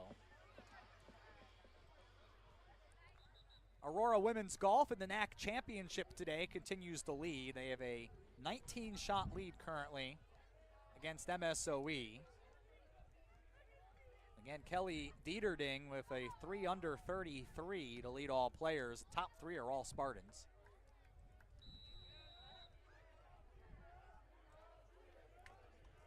Third and 5 here. 15 seconds left. 18 seconds left, rather. Davis in trouble again. Hit from behind by Cole Tandy. Forced the fumble earlier. Taken down for a loss of 4. And a timeout called here with 10 seconds remaining for the Warriors.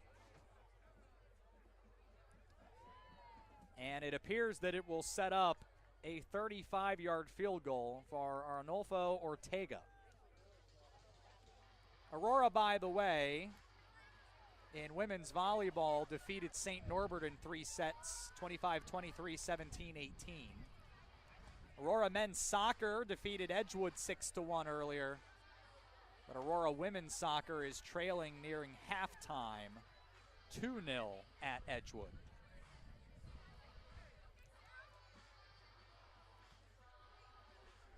Ten seconds are what remains here in this first half. Ortega out of Laredo, Texas. 4 for 6 on the season. Missed from 38 earlier. He'll try it here from 37 into the wind. Good snap and hold. Kick is up. And this one is good.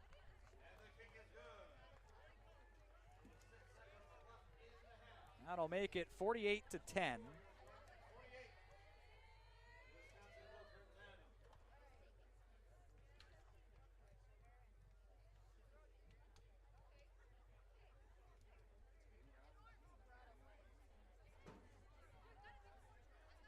So we'll have a return here, and then I would have to think if it's down in their own end, Aurora will just put the knee down with any time remaining.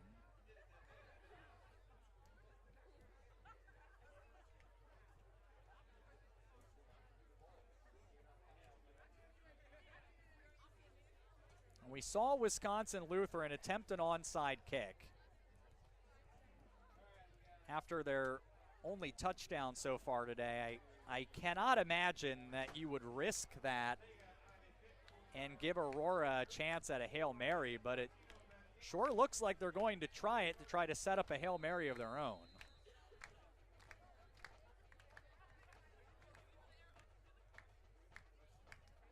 38-point lead. They will kick this one deep. Aurora will call fair catch, and it's Russell who has it at the 26.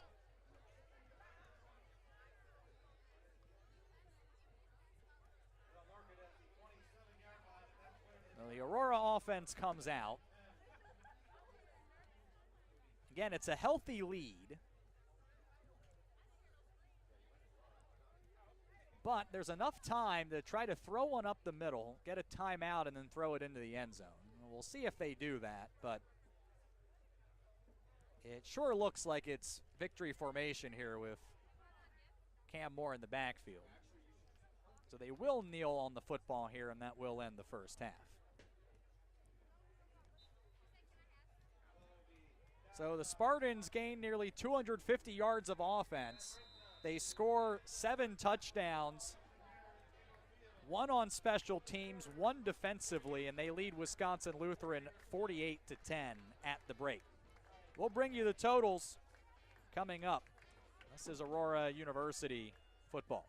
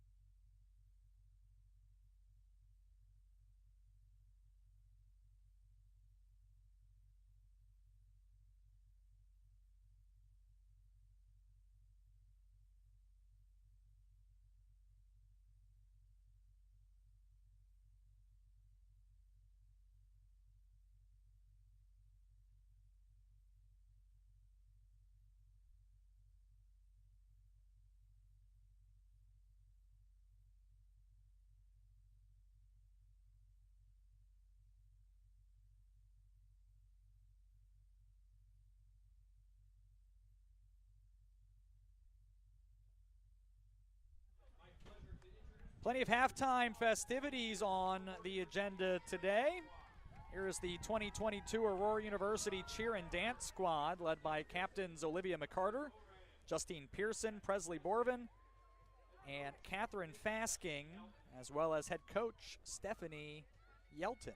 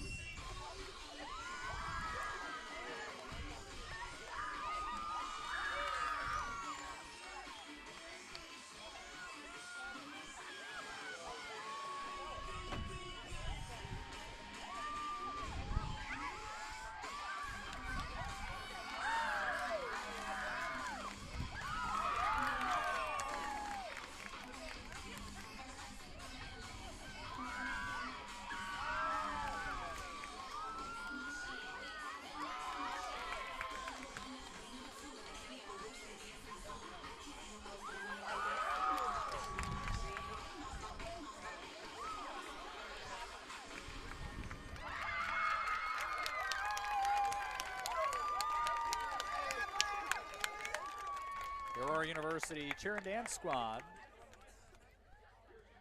And now we have a few programs to recognize here on homecoming weekend. They're being led out here by our graduate assistant for athletic communications, Ali Texera, leading several student athletes onto the field here. As we will recognize a handful of conference championship programs from the 2021-2022 season. So here they all are, making their way onto the field as we speak.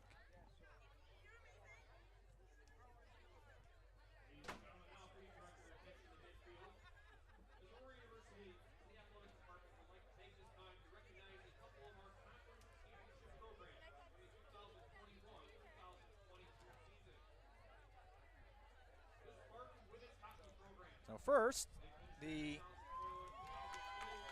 Spartans women's hockey program.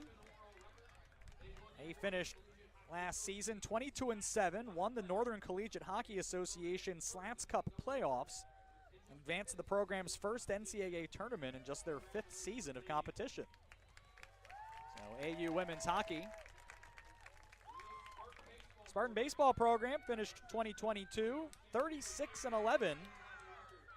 Made the 24th appearance overall and 4th consecutive NCAA Division III regional appearance. They earned their place in the D3 championships after winning the 2021 Northern Athletics Collegiate Conference regular season. AU baseball program. Spartan women's lacrosse program finished 2022 14-6. They won their 2nd straight Northern Athletics Collegiate Conference regular season and tournament championship. Made their 2nd consecutive NCAA Division III tournament appearance. So congratulations to those being represented here today and recognized.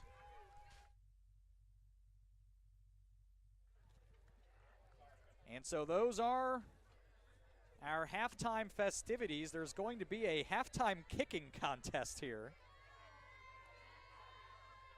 which I believe is being put on by AU's Student Athlete Advisory Committee.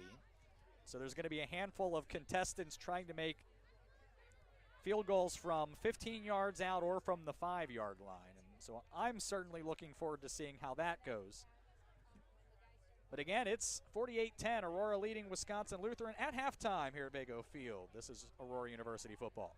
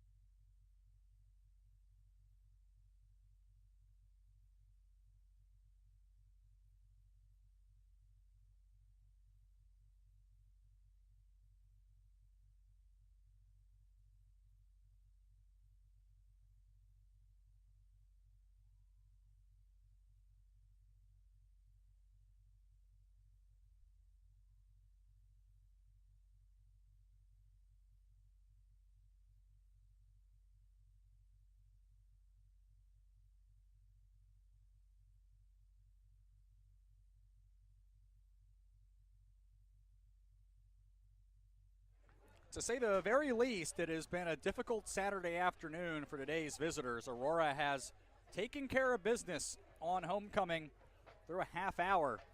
They lead the Spartans, that is, lead Wisconsin Lutheran 48-10. Glad you're with us on a gorgeous Saturday. Could not be a better first day of October. My name is Sean Fry. Anthony Yerkins is on the camera today. Aurora outgained Wisconsin Lutheran 247-168 in that first half, despite running nearly half as many plays.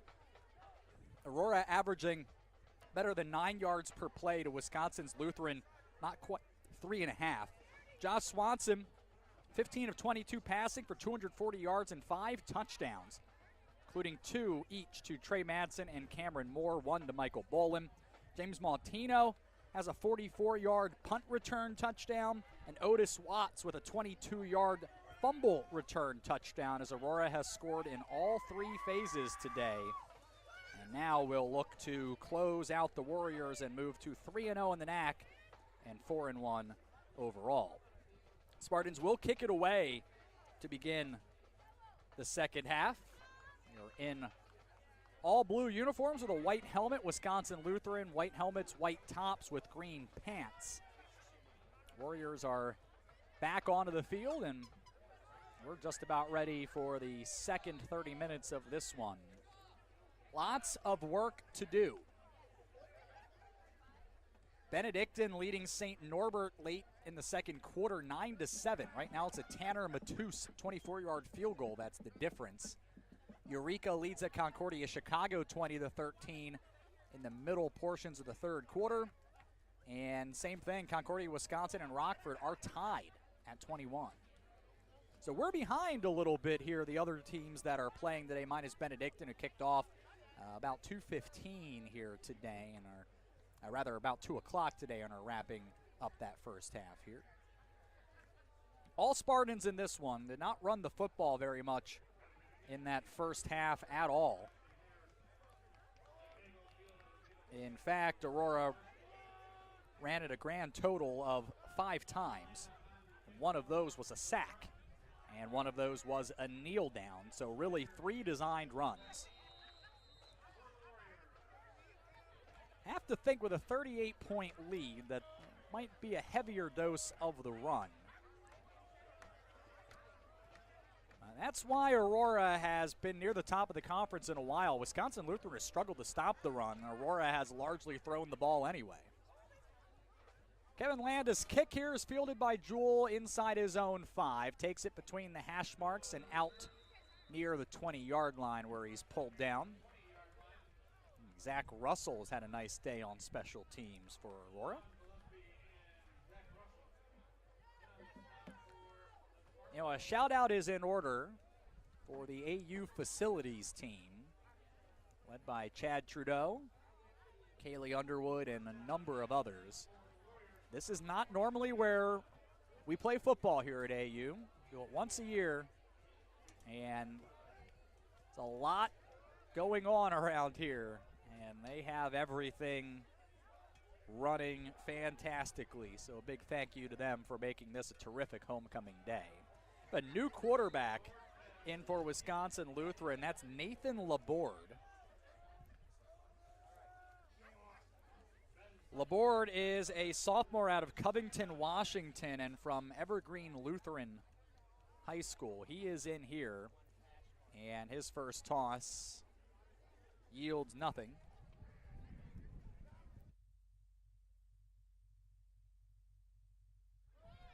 Second and 10, as Laborde will try it again. He replaces Matthew Davis here, high snap, and as a result, the handoff not in rhythm at all, and Justin Parbs gets nothing. You know, this is starting off how the first half began. That's a loss of a yard this time, and it's 3rd and 11. Warriors 4 of 13 on 3rd down today, and they'll empty the backfield. Trips left, the tight end on the near side as well. Aurora rushes 4. Laborde throws right. Ben Slatkoff, great play on the ball, denies that for Jordan Jewell, who would have been short of the first down anyway. And it's a 3 and out the first series of the second half here in the opening minute. 48-10, the score. James Maltino back to return it here for Aurora.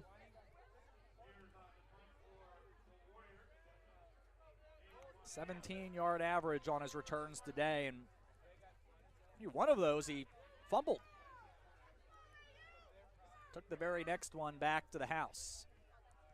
His punt is end over end. Maltino calls fair catch and makes it right at the 50, and a flag comes in. See, he took some contact there, and just certainly not a foul of malice right there. It wasn't like Maltino was hit hard.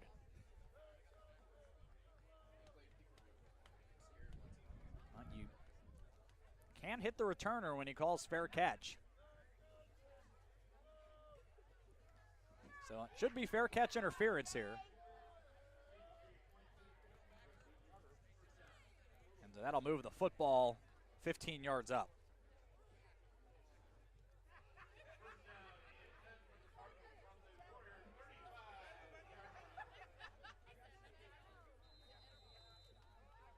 Aurora takes over at the Warriors 35 as Swanson deploys the offense here. He's got trips to the right. Hands it up for Creedon, who takes it into the pile and is taken down after a gain of 3.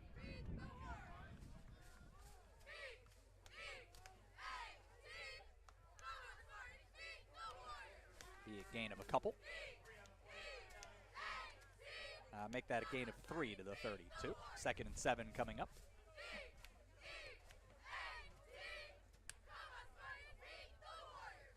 Play action, a swing pass to Cam Moore, splits defenders, 25-20 on the near side, first down, and out of bounds in the red zone.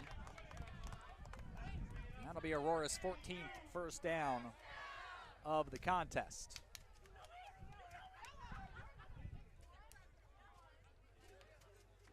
And we'll spot the ball at the 19, a gain of 13. Aurora in the red zone today, 3 for 3. They are 18 of 22 on the season. They're all touchdowns. Don Beebe does not kick field goals in this area of the field. Creedon, handoff, and a nice individual play by Savon Goodwin. A gain of about a yard.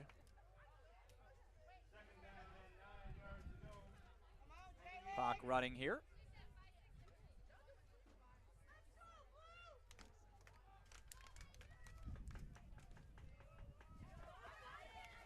Spartans trying to put that lead back over 40 points here this time down the field. Duncan in motion.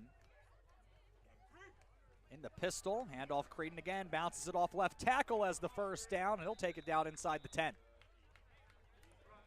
It's a gain of 10, as now Creedon, who has not featured heavily in this contest despite rushing for 100 yards in 3 of the first 4, now starting to get some touches and starting to total some yards. Aurora's been able to throw the football downfield. Shotgun again. Creedon gets the football again. He's taken down to the backfield. A nice play by Mitchell Smarzinski, sophomore out of Kimberly, Wisconsin. Ends up tripping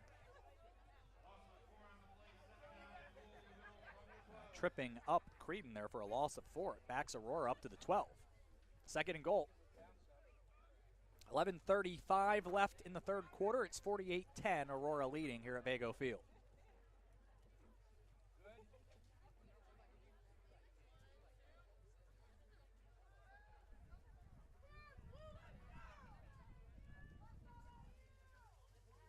Swanson looks right, now looks left, throws left. Bolin makes the catch. Touchdown. And that's 3 Spartan receivers with 2 touchdown catches each. It's 54-10.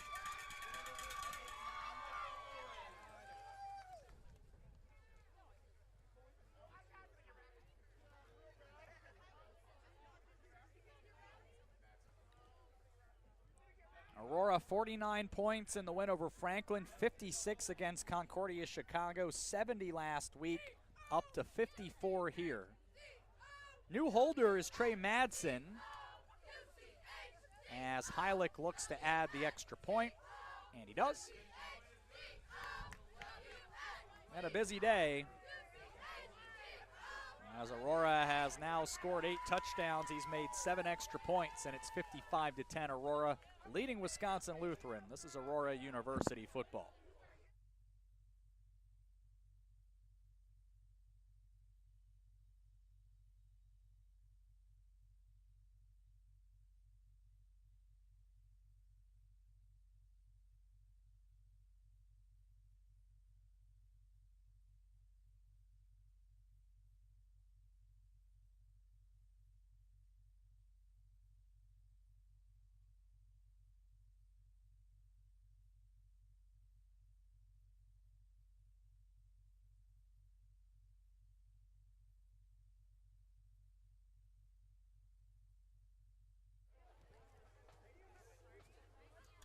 And 11-12 to play in the third. Aurora up comfortably, 55-10. And set to kick it off here in short order.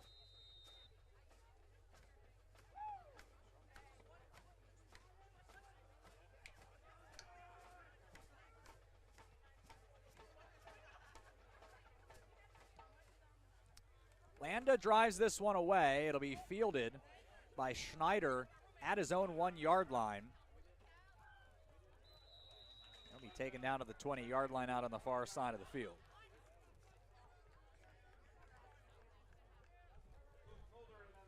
Might have been one that would have been better left hopping through the end zone and getting the extra 5 yards out of it.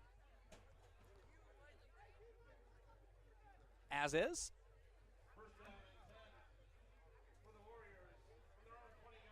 Laborde will come back out here with the offense.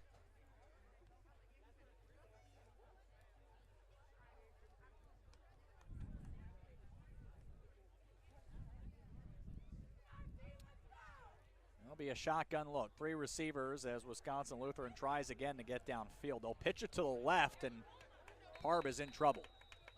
Deuce Moore and Marcellus Ramius in pursuit. Marcellus Ramius has been absolutely everywhere today. He has 15 tackles and counting. 6 of those are solo. He's in on that one as well.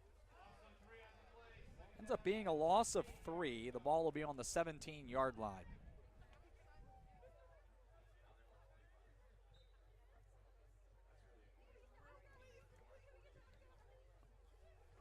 Under 10.5 to play.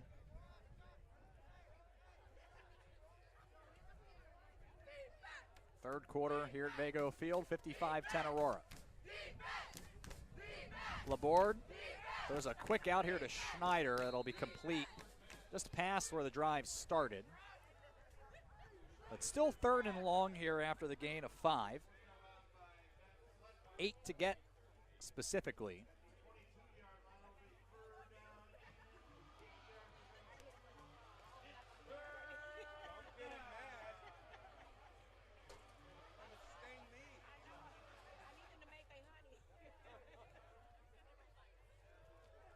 See what Wisconsin Lutheran dials up here. It's an empty backfield. Runner in motion across the formation. Laborde is in trouble and runs for it. He will fumble the football, and Aurora has it. Just outside the 26-yard line. Laborde not able to get there. I did not see who came up with it. Looks like Ben Slatkoff had an interception earlier. Looked like he had the football. Or Brett Chrissy, actually, they'll give credit to the recovery for. It was right near the line to gain as well, and he didn't hang on. Christian Bauer gets the strip, and Aurora takes over.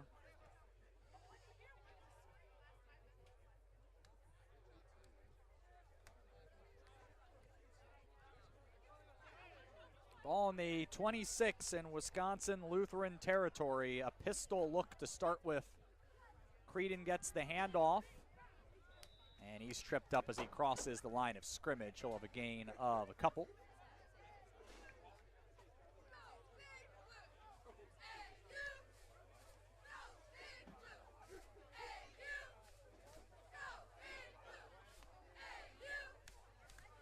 (55-10).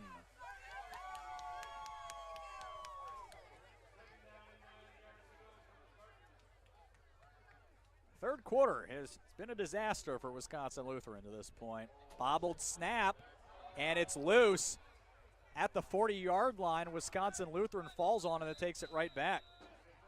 Jared Fitzel, after the bobbled snap, and after Aurora went the first 4 games of the year without losing a fumble, they lose 2 here on homecoming.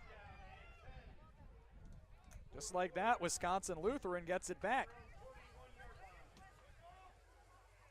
They'll have it on their own 41.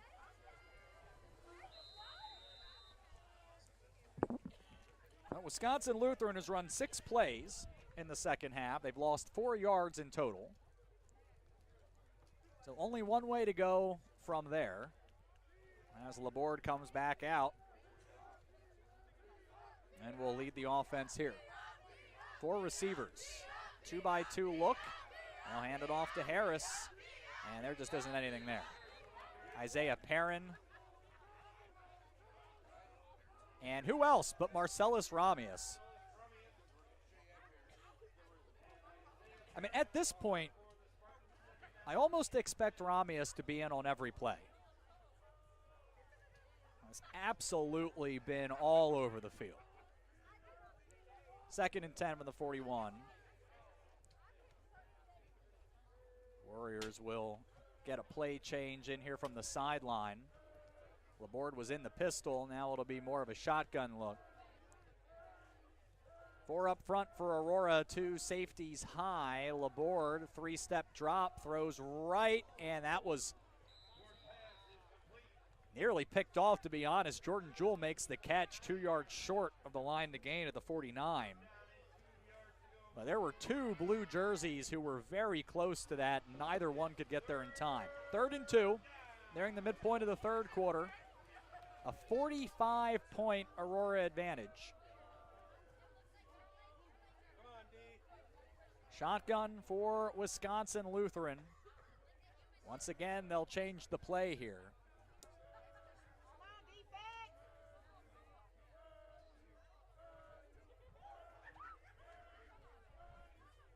Need a couple of yards here. Extend the drive. High snap. Parb's in trouble. Turns the corner, though, as the first down and more to the 40. The 30, a flag comes in. Parbs is gone and in for the touchdown. Will it stand? As he took what looked like a hopelessly broken play, turned the corner, shook a tackle, and went 51 yards and in. But does it count? And it sure doesn't look that way as Wisconsin Lutheran is walking backwards.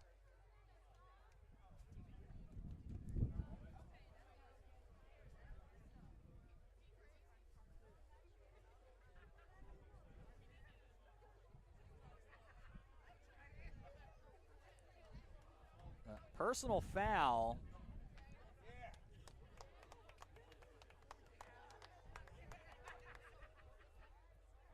And that's really going to hurt Wisconsin Lutheran here. That'll back them up 15 yards.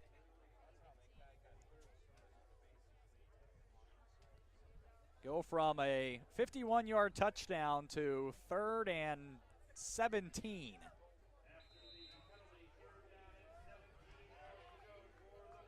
And move the ball back to the 35-yard line. 7-10. Playing the third quarter. Laborde will throw it up the middle, and he misses his intended target, Jewell. And Wisconsin Lutheran with an extended 3 and out here with 7:03 to play in the third quarter.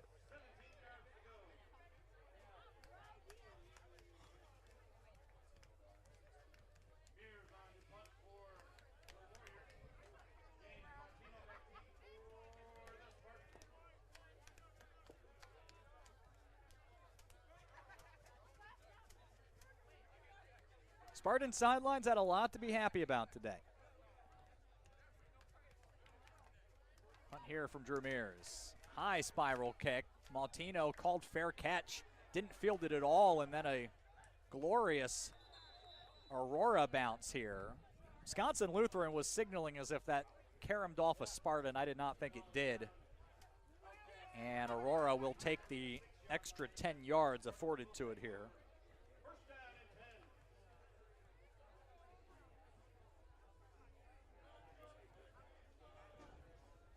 Aurora sticking with its starting unit here. Well, you'd have to think this, if it ends in points, you'd have to think will be the final drive for the starters here. Be a shotgun look here for Swanson, and they'll hand it off to Tavion Jeans, who goes right off right tackle and immediately has the first down across midfield as he drags several white jerseys with him. That's at least 13, and it'll be a gain of 14 in the Wisconsin Lutheran territory. Jeans out of Lombard, alum of Willowbrook High School. It's actually averaging now over 8 yards per rush, and he has enough carries to rank in the NAC, the top 5 in yards per carry. We'll see if he gets another touch here. Sure does.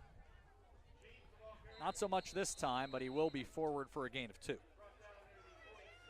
6:15 left third quarter, 55-10. The Aurora advantage.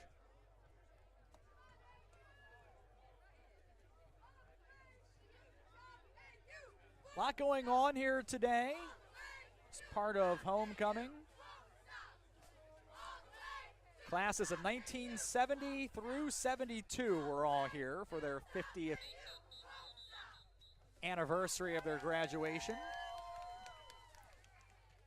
Timeout called. Founders Convocation was yesterday.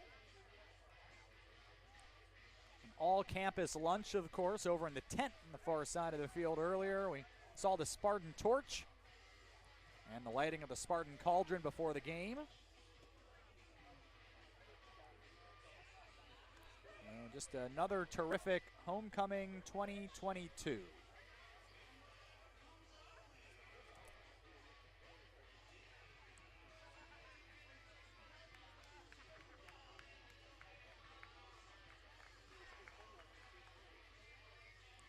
Alumni dinner is later on tonight, as they will celebrate the induction of class of 1976 Mark Walsh into the Athletic Hall of Fame and recognize Susan Palmer, class of 1971, the distinguished alumni recipient.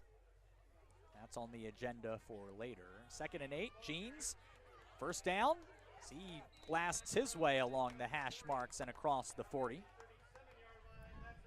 He'll put the ball down in the 37 as he gains 10 here.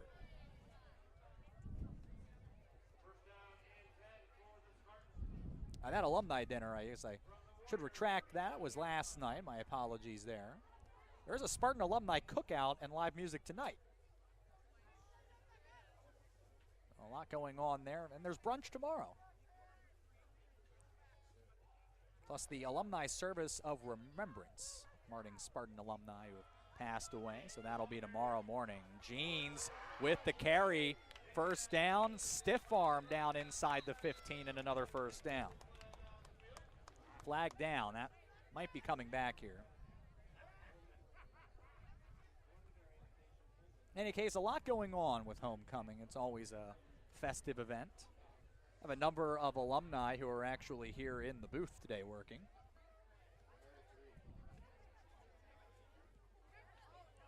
That includes our Director of Athletic Communications, Brian Kipley. This one comes back here on Aurora.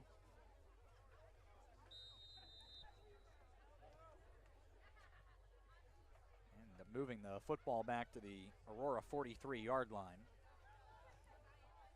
So 2nd now, I think that 1st and 16. The pistol, he'll give it to Jeans again. And he'll get forward to about the 39-yard line.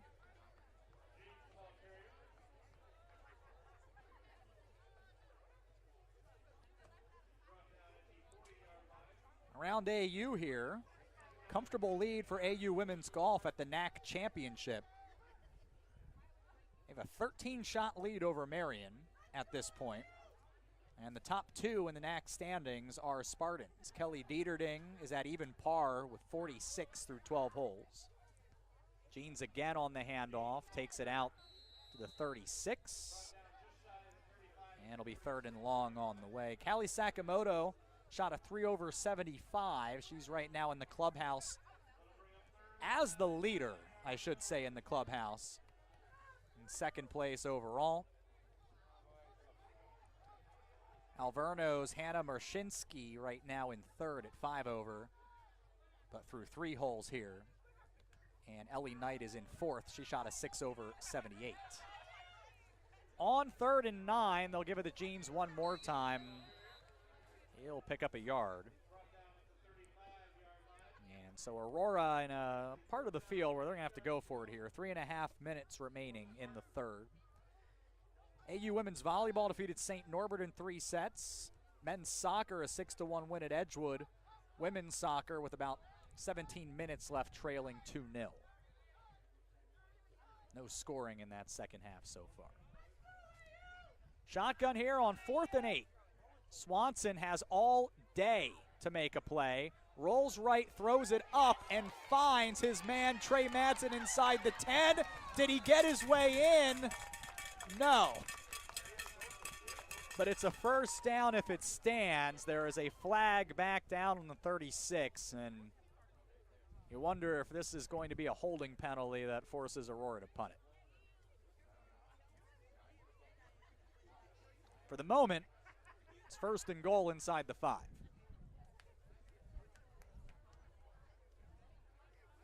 The officials converse here. There's 3 minutes to play in the third. It's 55-10.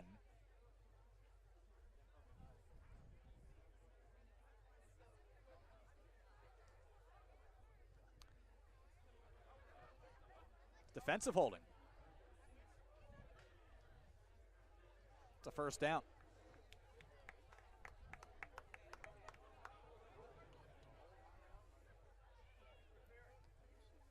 So it was a gain of 32.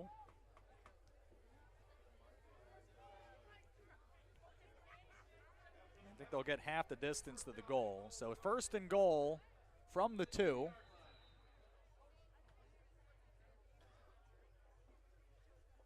This might be the last we see of the first team here for Aurora. How about Tavion Jeans? He got it. Touchdown, Aurora. It's Jeans' second TD of the year.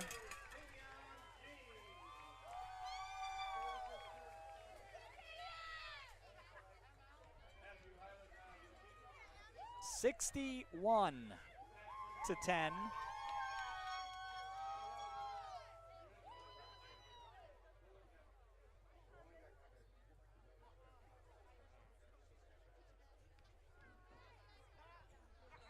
Extra point is good. It's 62-10. Aurora leading Wisconsin Lutheran late in the third. This is Aurora University football.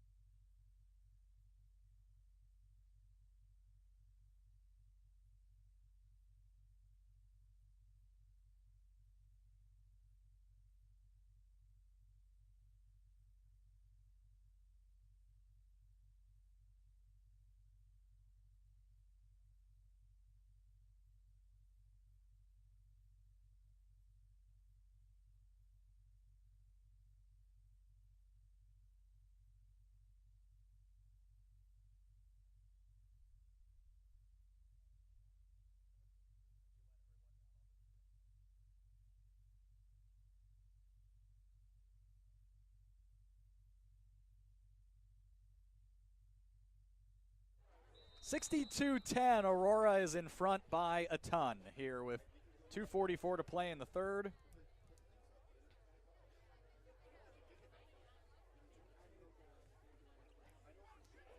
Now, you thought coming in that Aurora was likely to put up a ton of points and that their defense was likely to put up some significant resistance as Schneider's on the return here and gets out across the 30, near the 35. But you never really expect the level of dominance, and that's despite seeing it a number of times, repeatedly here over the last few years. It seems that Aurora always finds that level, and they have sure been very good today. Wisconsin Lutheran's going to start on their own 38. Haven't been this far up the field to start a drive very often. Laborde back in at quarterback, 4 receivers here. He'll throw it deep up the seam for Schneider, and he overthrew him. He was open. Had a step on Andrew Nordland. Wasn't able to hit the mark, and it'll be 2nd and 10. 2:30 remaining in the third. A game that felt like it was over after the first quarter had concluded, and haven't seen anything here over the ensuing nearly half hour to indicate that it was going to be a close game at any point, and it has not been. Play action here. Laborde will keep it and take it out across the 40. Gain of 3.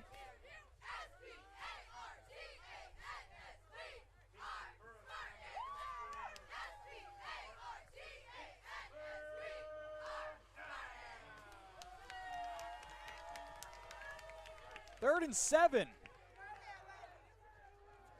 4 receivers and a tight end. Laborde by himself in the shotgun here. They'll make a play change. Wisconsin Lutheran trying to move the chains here as Aurora starting to work a few other players into the rotation here today. Laborde throws it up the middle and completes it. Good throw and catch, Travion Green, and he is going to take it in for 6. First touchdown catch of the year for Travion Green. And that's a 59-yard touchdown here with 1:32 to play in the third to make it 62-16.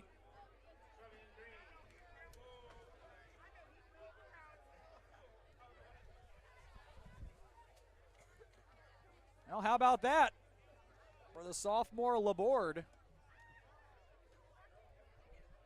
Had some time, delivered a good ball.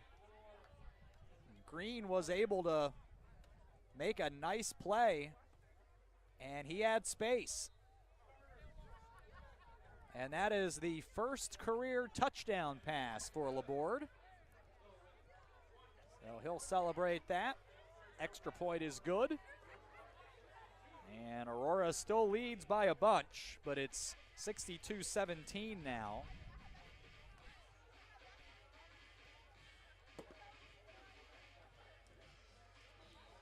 I don't think that changes the situation for the Aurora coaches here. I'd have to think that the second team offense likely to get the ball here, but we'll see. We're still in the third quarter.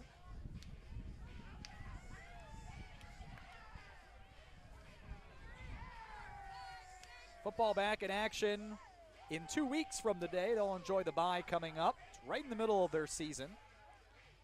They'll be at Eureka, the Saturday night contest on October 15th. Home to St. Norbert on the 22nd for a noon start. Circle that one when Aurora returns home in 3 weeks. Of course, everyone looking forward, I'm sure. I imagine not the players, but certainly those of us as fans and those who follow the team have that October 29th date at Benedictine circled. 2 of the top quarterbacks in the country set to do battle. You know, Tyler Jarnigan hasn't really been able to get going so far. Aurora takes the short return, and it's Robert Cooper who has it.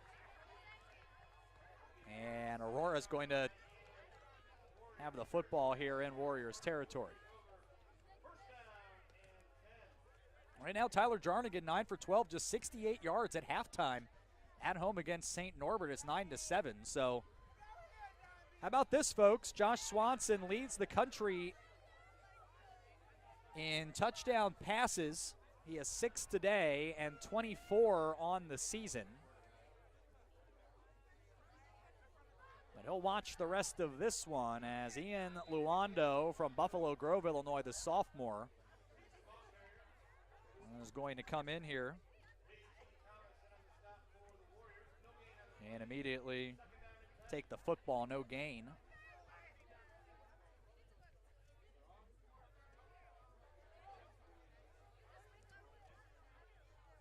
Luando, 7 rushes for 37 yards and a touchdown last week at Rockford. Operates out of the pistol here, hands it to Tavion Jeans. Up the middle. Nice gain. It'll set up 3rd and medium here. Final minute of action in this 3rd quarter. That was a gain of 3, be 3rd and 7. Aurora doesn't have to run a play here, but they will. As Luando in the shotgun with Jeans, hands it off to Jeans again, who changes direction, then charges back up the middle of the field and is near the first down marker. They will stop the clock for the first down. Right to the line to gain, and we'll see if Aurora tries to tick one more off here. Looks like they'll line up. I don't know if they'll have enough time. And they do not. So we'll go to the 4th. Aurora leading 62-17 on a gorgeous Saturday at Vago Field. This is Aurora University football.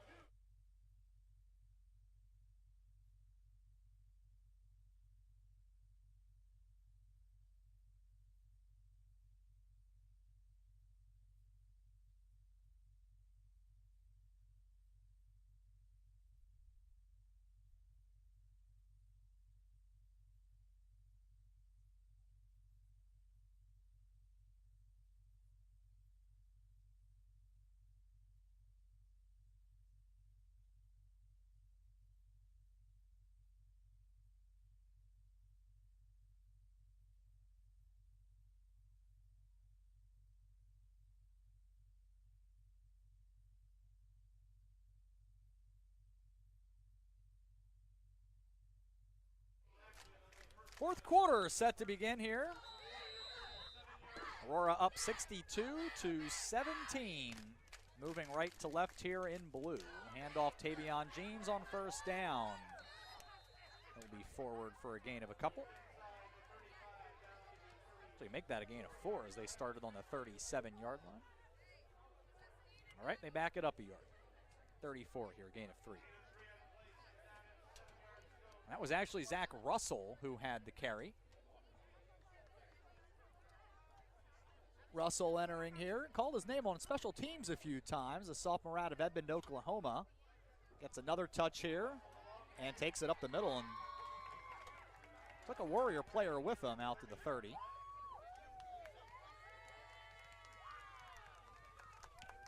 Russell runs hard. The coaches love the pad level that Russell runs with.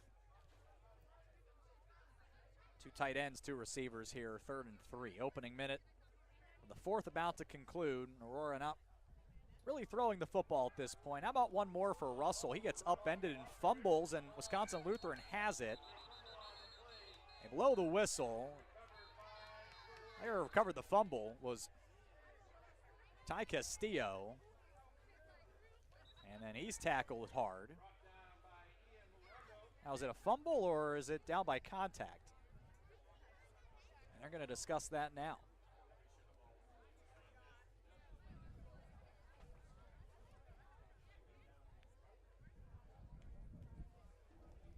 Now, there's a few things they need to determine here. I think you can tell by the reaction by Wisconsin Lutheran that it's their football. And they're not going to advance the football, and they'll say that Castillo was down by contact.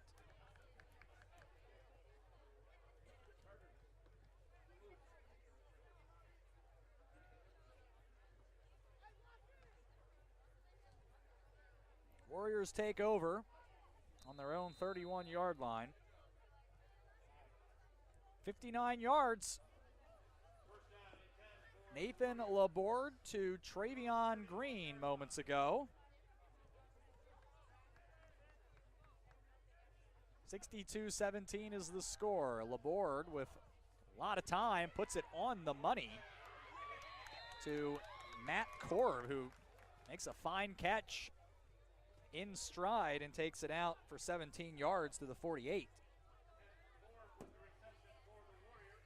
Korb, hailing from Kirkland, Illinois, played his football for the Hiawatha Hawks. A little outside of DeKalb. Play action here, 1st and 10 from the 48. Go outside to Jewell. He'll be stopped up after a gain of about 4, maybe 5.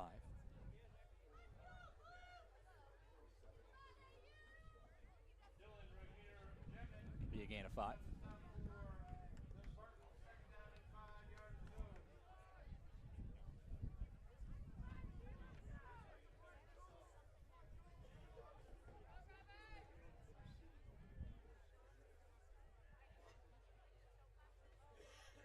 Laborde throws it up left side.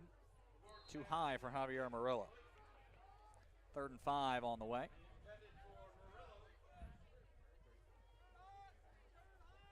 There's Andrew Nordland who had the coverage there for Aurora.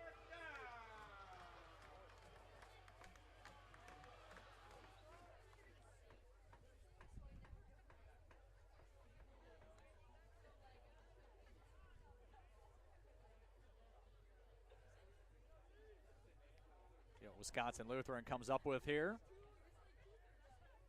12:43 and counting. Play action here, and Laborde is in trouble. Rolling to his right. Down the field, picked off. And that is Deuce Moore. First career interception for the sophomore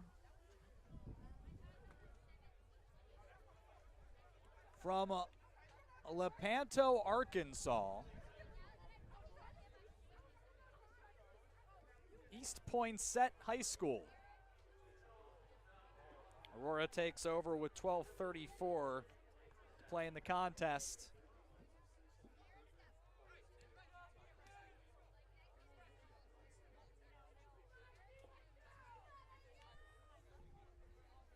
Second interception of the day for Aurora.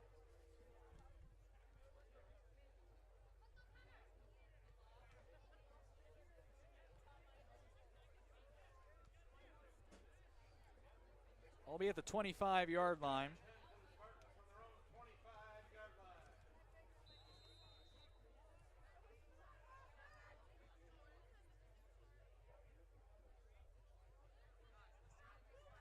Here's Luando. Going to give it here to Tavion Jeans.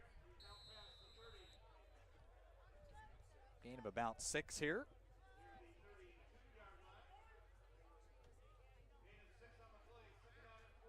And a chance to talk to Don Beebe. Really thought his defensive line set the tone for Aurora. They get us going emotionally. They set the standard, and they have put the Wisconsin Lutheran quarterbacks under duress all day. And then the offensive line. Have they been good or what? Handoff up the middle. Jeans will advance it another maybe 3 inches.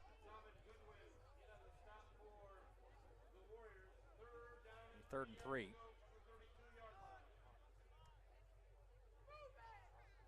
Knew that they would have to expect the unexpected after the bye, and as Aurora handled it masterfully, they sure have. Jeans, handoff, first down, across the 45. That'll be a gain of 16, and the chains will move again. Aurora hasn't seen a lot of third downs. Really only saw 4 while the game was particularly close. Now 3 for 7. And 11-10 left in this one, 62-17. Aurora is in front They'll hand the football here to Jeans again. It's across midfield.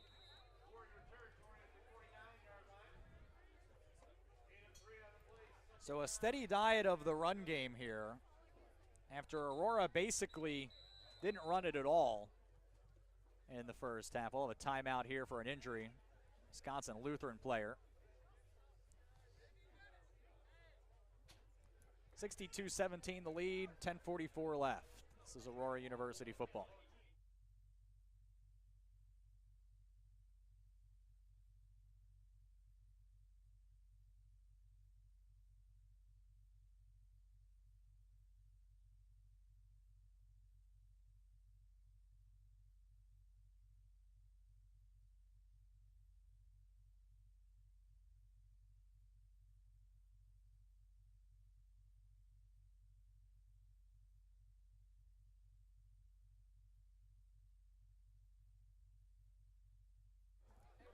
Savon Goodwin walking off the field.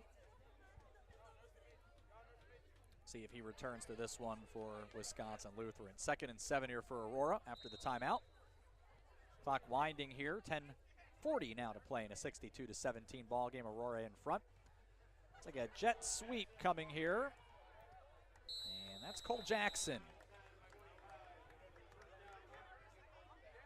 Cole Jackson from not so far away, Manteno, Illinois. You might know that town. Where Gavin Zimbelman played his high school football. He takes it to the 42, and that'll be a first down here for Aurora.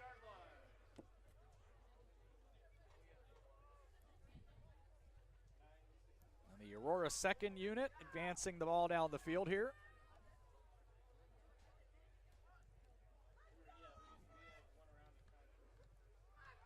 Here is Russell up the middle. Gain of 4.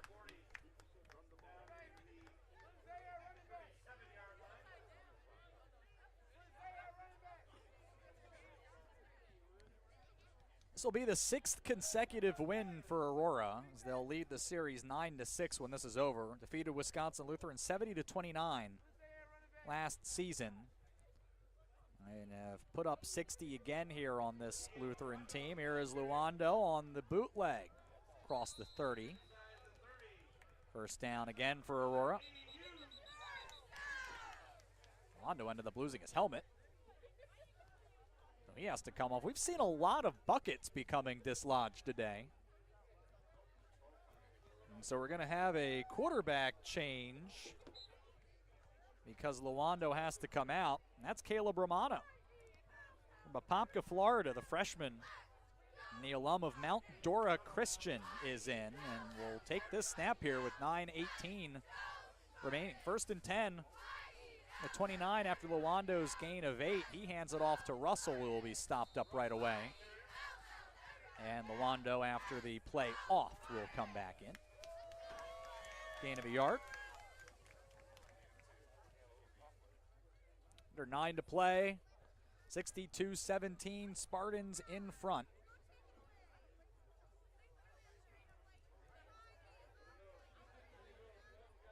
Spartans approaching 400 yards of total offense. High snap, so Luando will just keep it himself, takes it outside.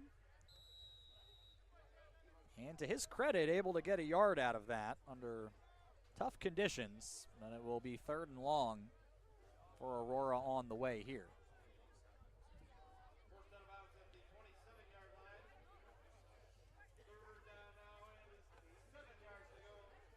Eight and a half remaining here. Aurora's had so many short fields to work with. It's really kept the offensive totals down, but they've been very impressive today. Luando, RPO, keeps it, takes it up the middle, and now tries to kick it outside, but is tripped the last second by Travion Chavis. And it'll keep him from getting the first down. Got a gain of 5. But 4th and 3 forthcoming here. And of course, Aurora will go for it down on this area of the field. Seconds from midway through the 4th. Wisconsin Lutheran trying to keep Aurora from adding, or at least continuing their opportunity to add more points here. 2 receivers, 2 tight ends. We'll see if Zach Russell gets the football. He doesn't. Lawando now in trouble, goes to his left here and then shakes off what would have been a big hit by Christian Perry, but wasn't able to stay on his feet. Heard the crowd was horrified for a moment. Lawando did well to avoid the worst of the contact. Does lose a bunch. Wisconsin Lutheran takes over.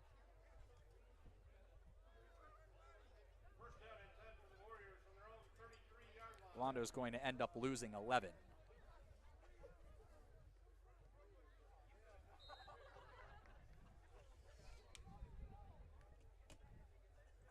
Looking around the conference, Concordia, Wisconsin doubles up Rockford, a very strong second half. Harris here on the carry. The middle for a couple. It was 21 all at halftime. CUW scores the, it was 21-14 Rockford at halftime. CUW scores the final 28 to win 42-21. Eureka has defeated Concordia Chicago 27-13. And it's still 9-7. Benedictine leading St. Norbert early in the third. Quick out here, caught by Charles Kittleson. And he'll have the first down as he hauls that in at the Wisconsin Lutheran 44.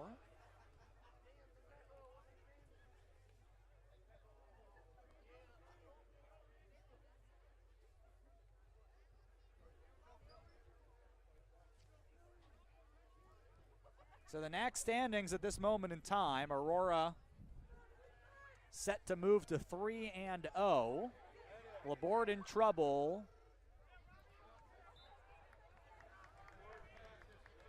Complete to Matt Kittleson. Rather, he was intended for him, he didn't hang on. 2nd and 10 coming up. So whether or not Aurora will share the lead with St. Norbert or Benedictine is to be determined. Spartans have a game in hand over St. Norbert, who have already had their bye. Benedictine playing St. Norbert. If they win, they would be in at 3-0 with Aurora. Bobbled snap, here's Jalen Harris. And he will get back to the line of scrimmage. Only barely. CUW at 1-1. Joined there by Eureka, who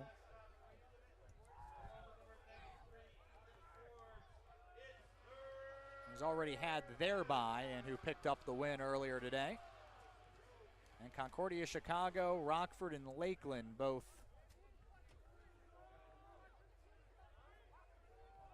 winless here in conference play. Eureka now 2-1, I apologize, in NAC play. 3rd and 10. Laborde throws it up the middle and missed everyone.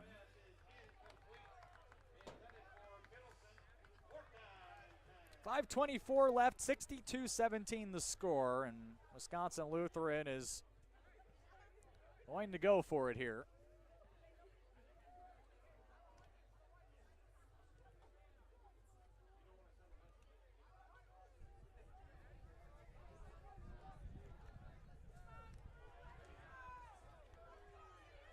Obviously not going to impact the final score here. Lots of movement, so it's a free play, and Wisconsin Lutheran throws it up there, and Keith Johnson dropped it. That was a touchdown if he holds on. They are going to get the benefit of 5 yards here at another try at it.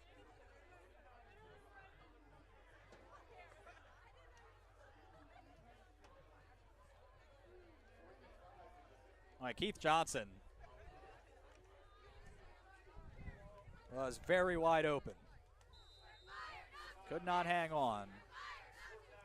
Credit to Laborde also, who knew that he could throw it up there. It was a terrific throw. He's come in and he has certainly played well here under difficult circumstances. has all day to throw and almost led Travion Green into a big hit. A turnover on downs here with 5:12 left. So that is now 4 consecutive drives alternating 2 apiece without points. We're also at the point in the football game where if Aurora gets down and is close to going in for 6 more, I would have to think they would likely not do that. So here's Luando. Again, Aurora going into the bye.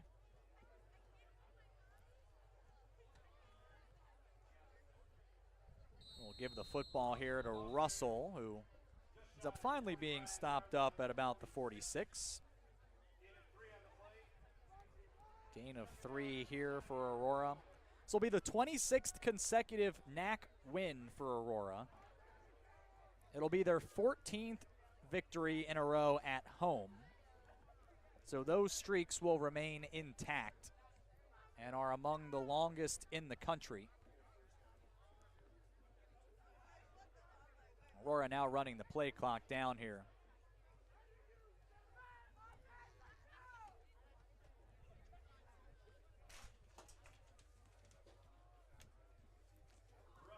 Russell will not get back to the line of scrimmage. 3rd and long on the way.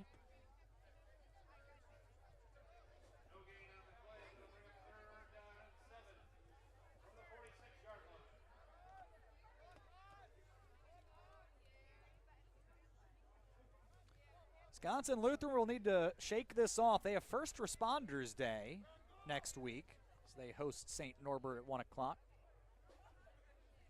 St. Norbert locked in a battle right now with Benedictine. Under 4 to play, 62-17, the Aurora lead. Russell with the carry, and he will be very close to the first down. It'll depend where they mark it. They will put the ball down on the 40. Gain of 6, 4th and 1. And that'll force Aurora to line up and run one more here.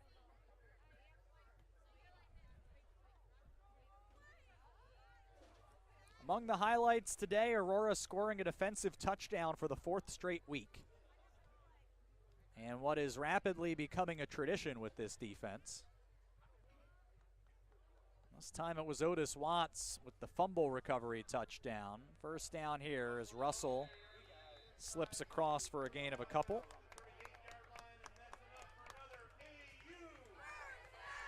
And starting to look like Wisconsin Lutheran might not get the football back here.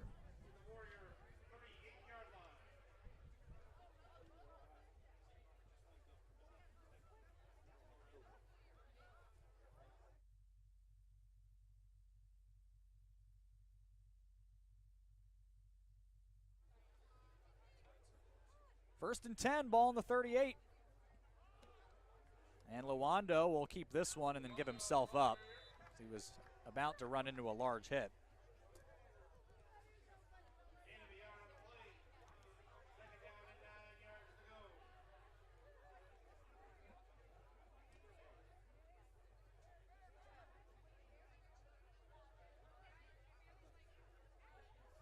Final minute 51.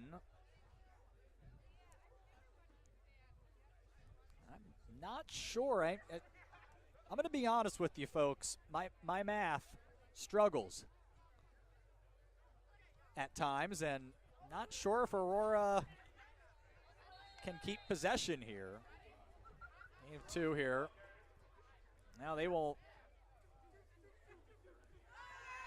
have to gain a first down to avoid giving the football back.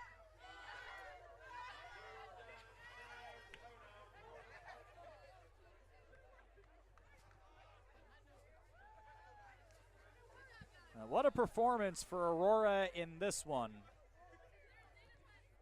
as we come down to the final minute of play.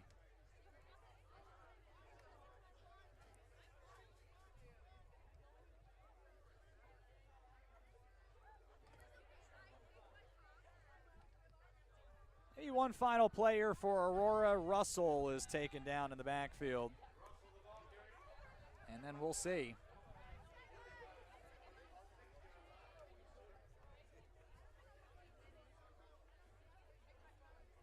It looks like there is not going to be another play here. And Aurora will finish off a 62-17 victory here over St. Norbert on this Saturday. 6 touchdowns for Josh Swanson, 2 touchdown catches apiece for Trey Madsen, Cameron Moore, Michael Boland. And Aurora now 4-1 on the season, 3-0 in the NAC.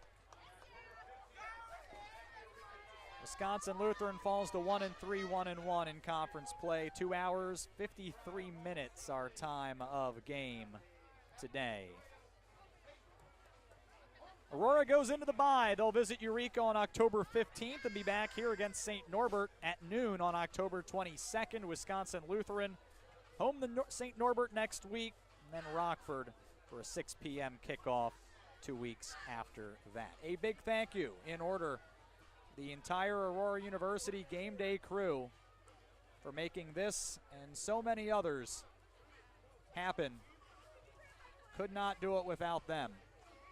Led by our Director of Athletic Communications, Brian Kipley, Ali Texera, Graduate Assistant, Anthony Yerkins on the camera, Brendan Blair, Dr. Sean Neitzel, and many others, Nick Malmberg, Jet Wedekin, Dom Curcio, Jack Fisher, Jonathan Ray helping out on stats today. Final, Aurora defeats St. Norbert 62-17. My name is Sean Fry. Have a great Saturday. Happy homecoming. Thanks for watching Aurora University football here at athletics.aurora.edu.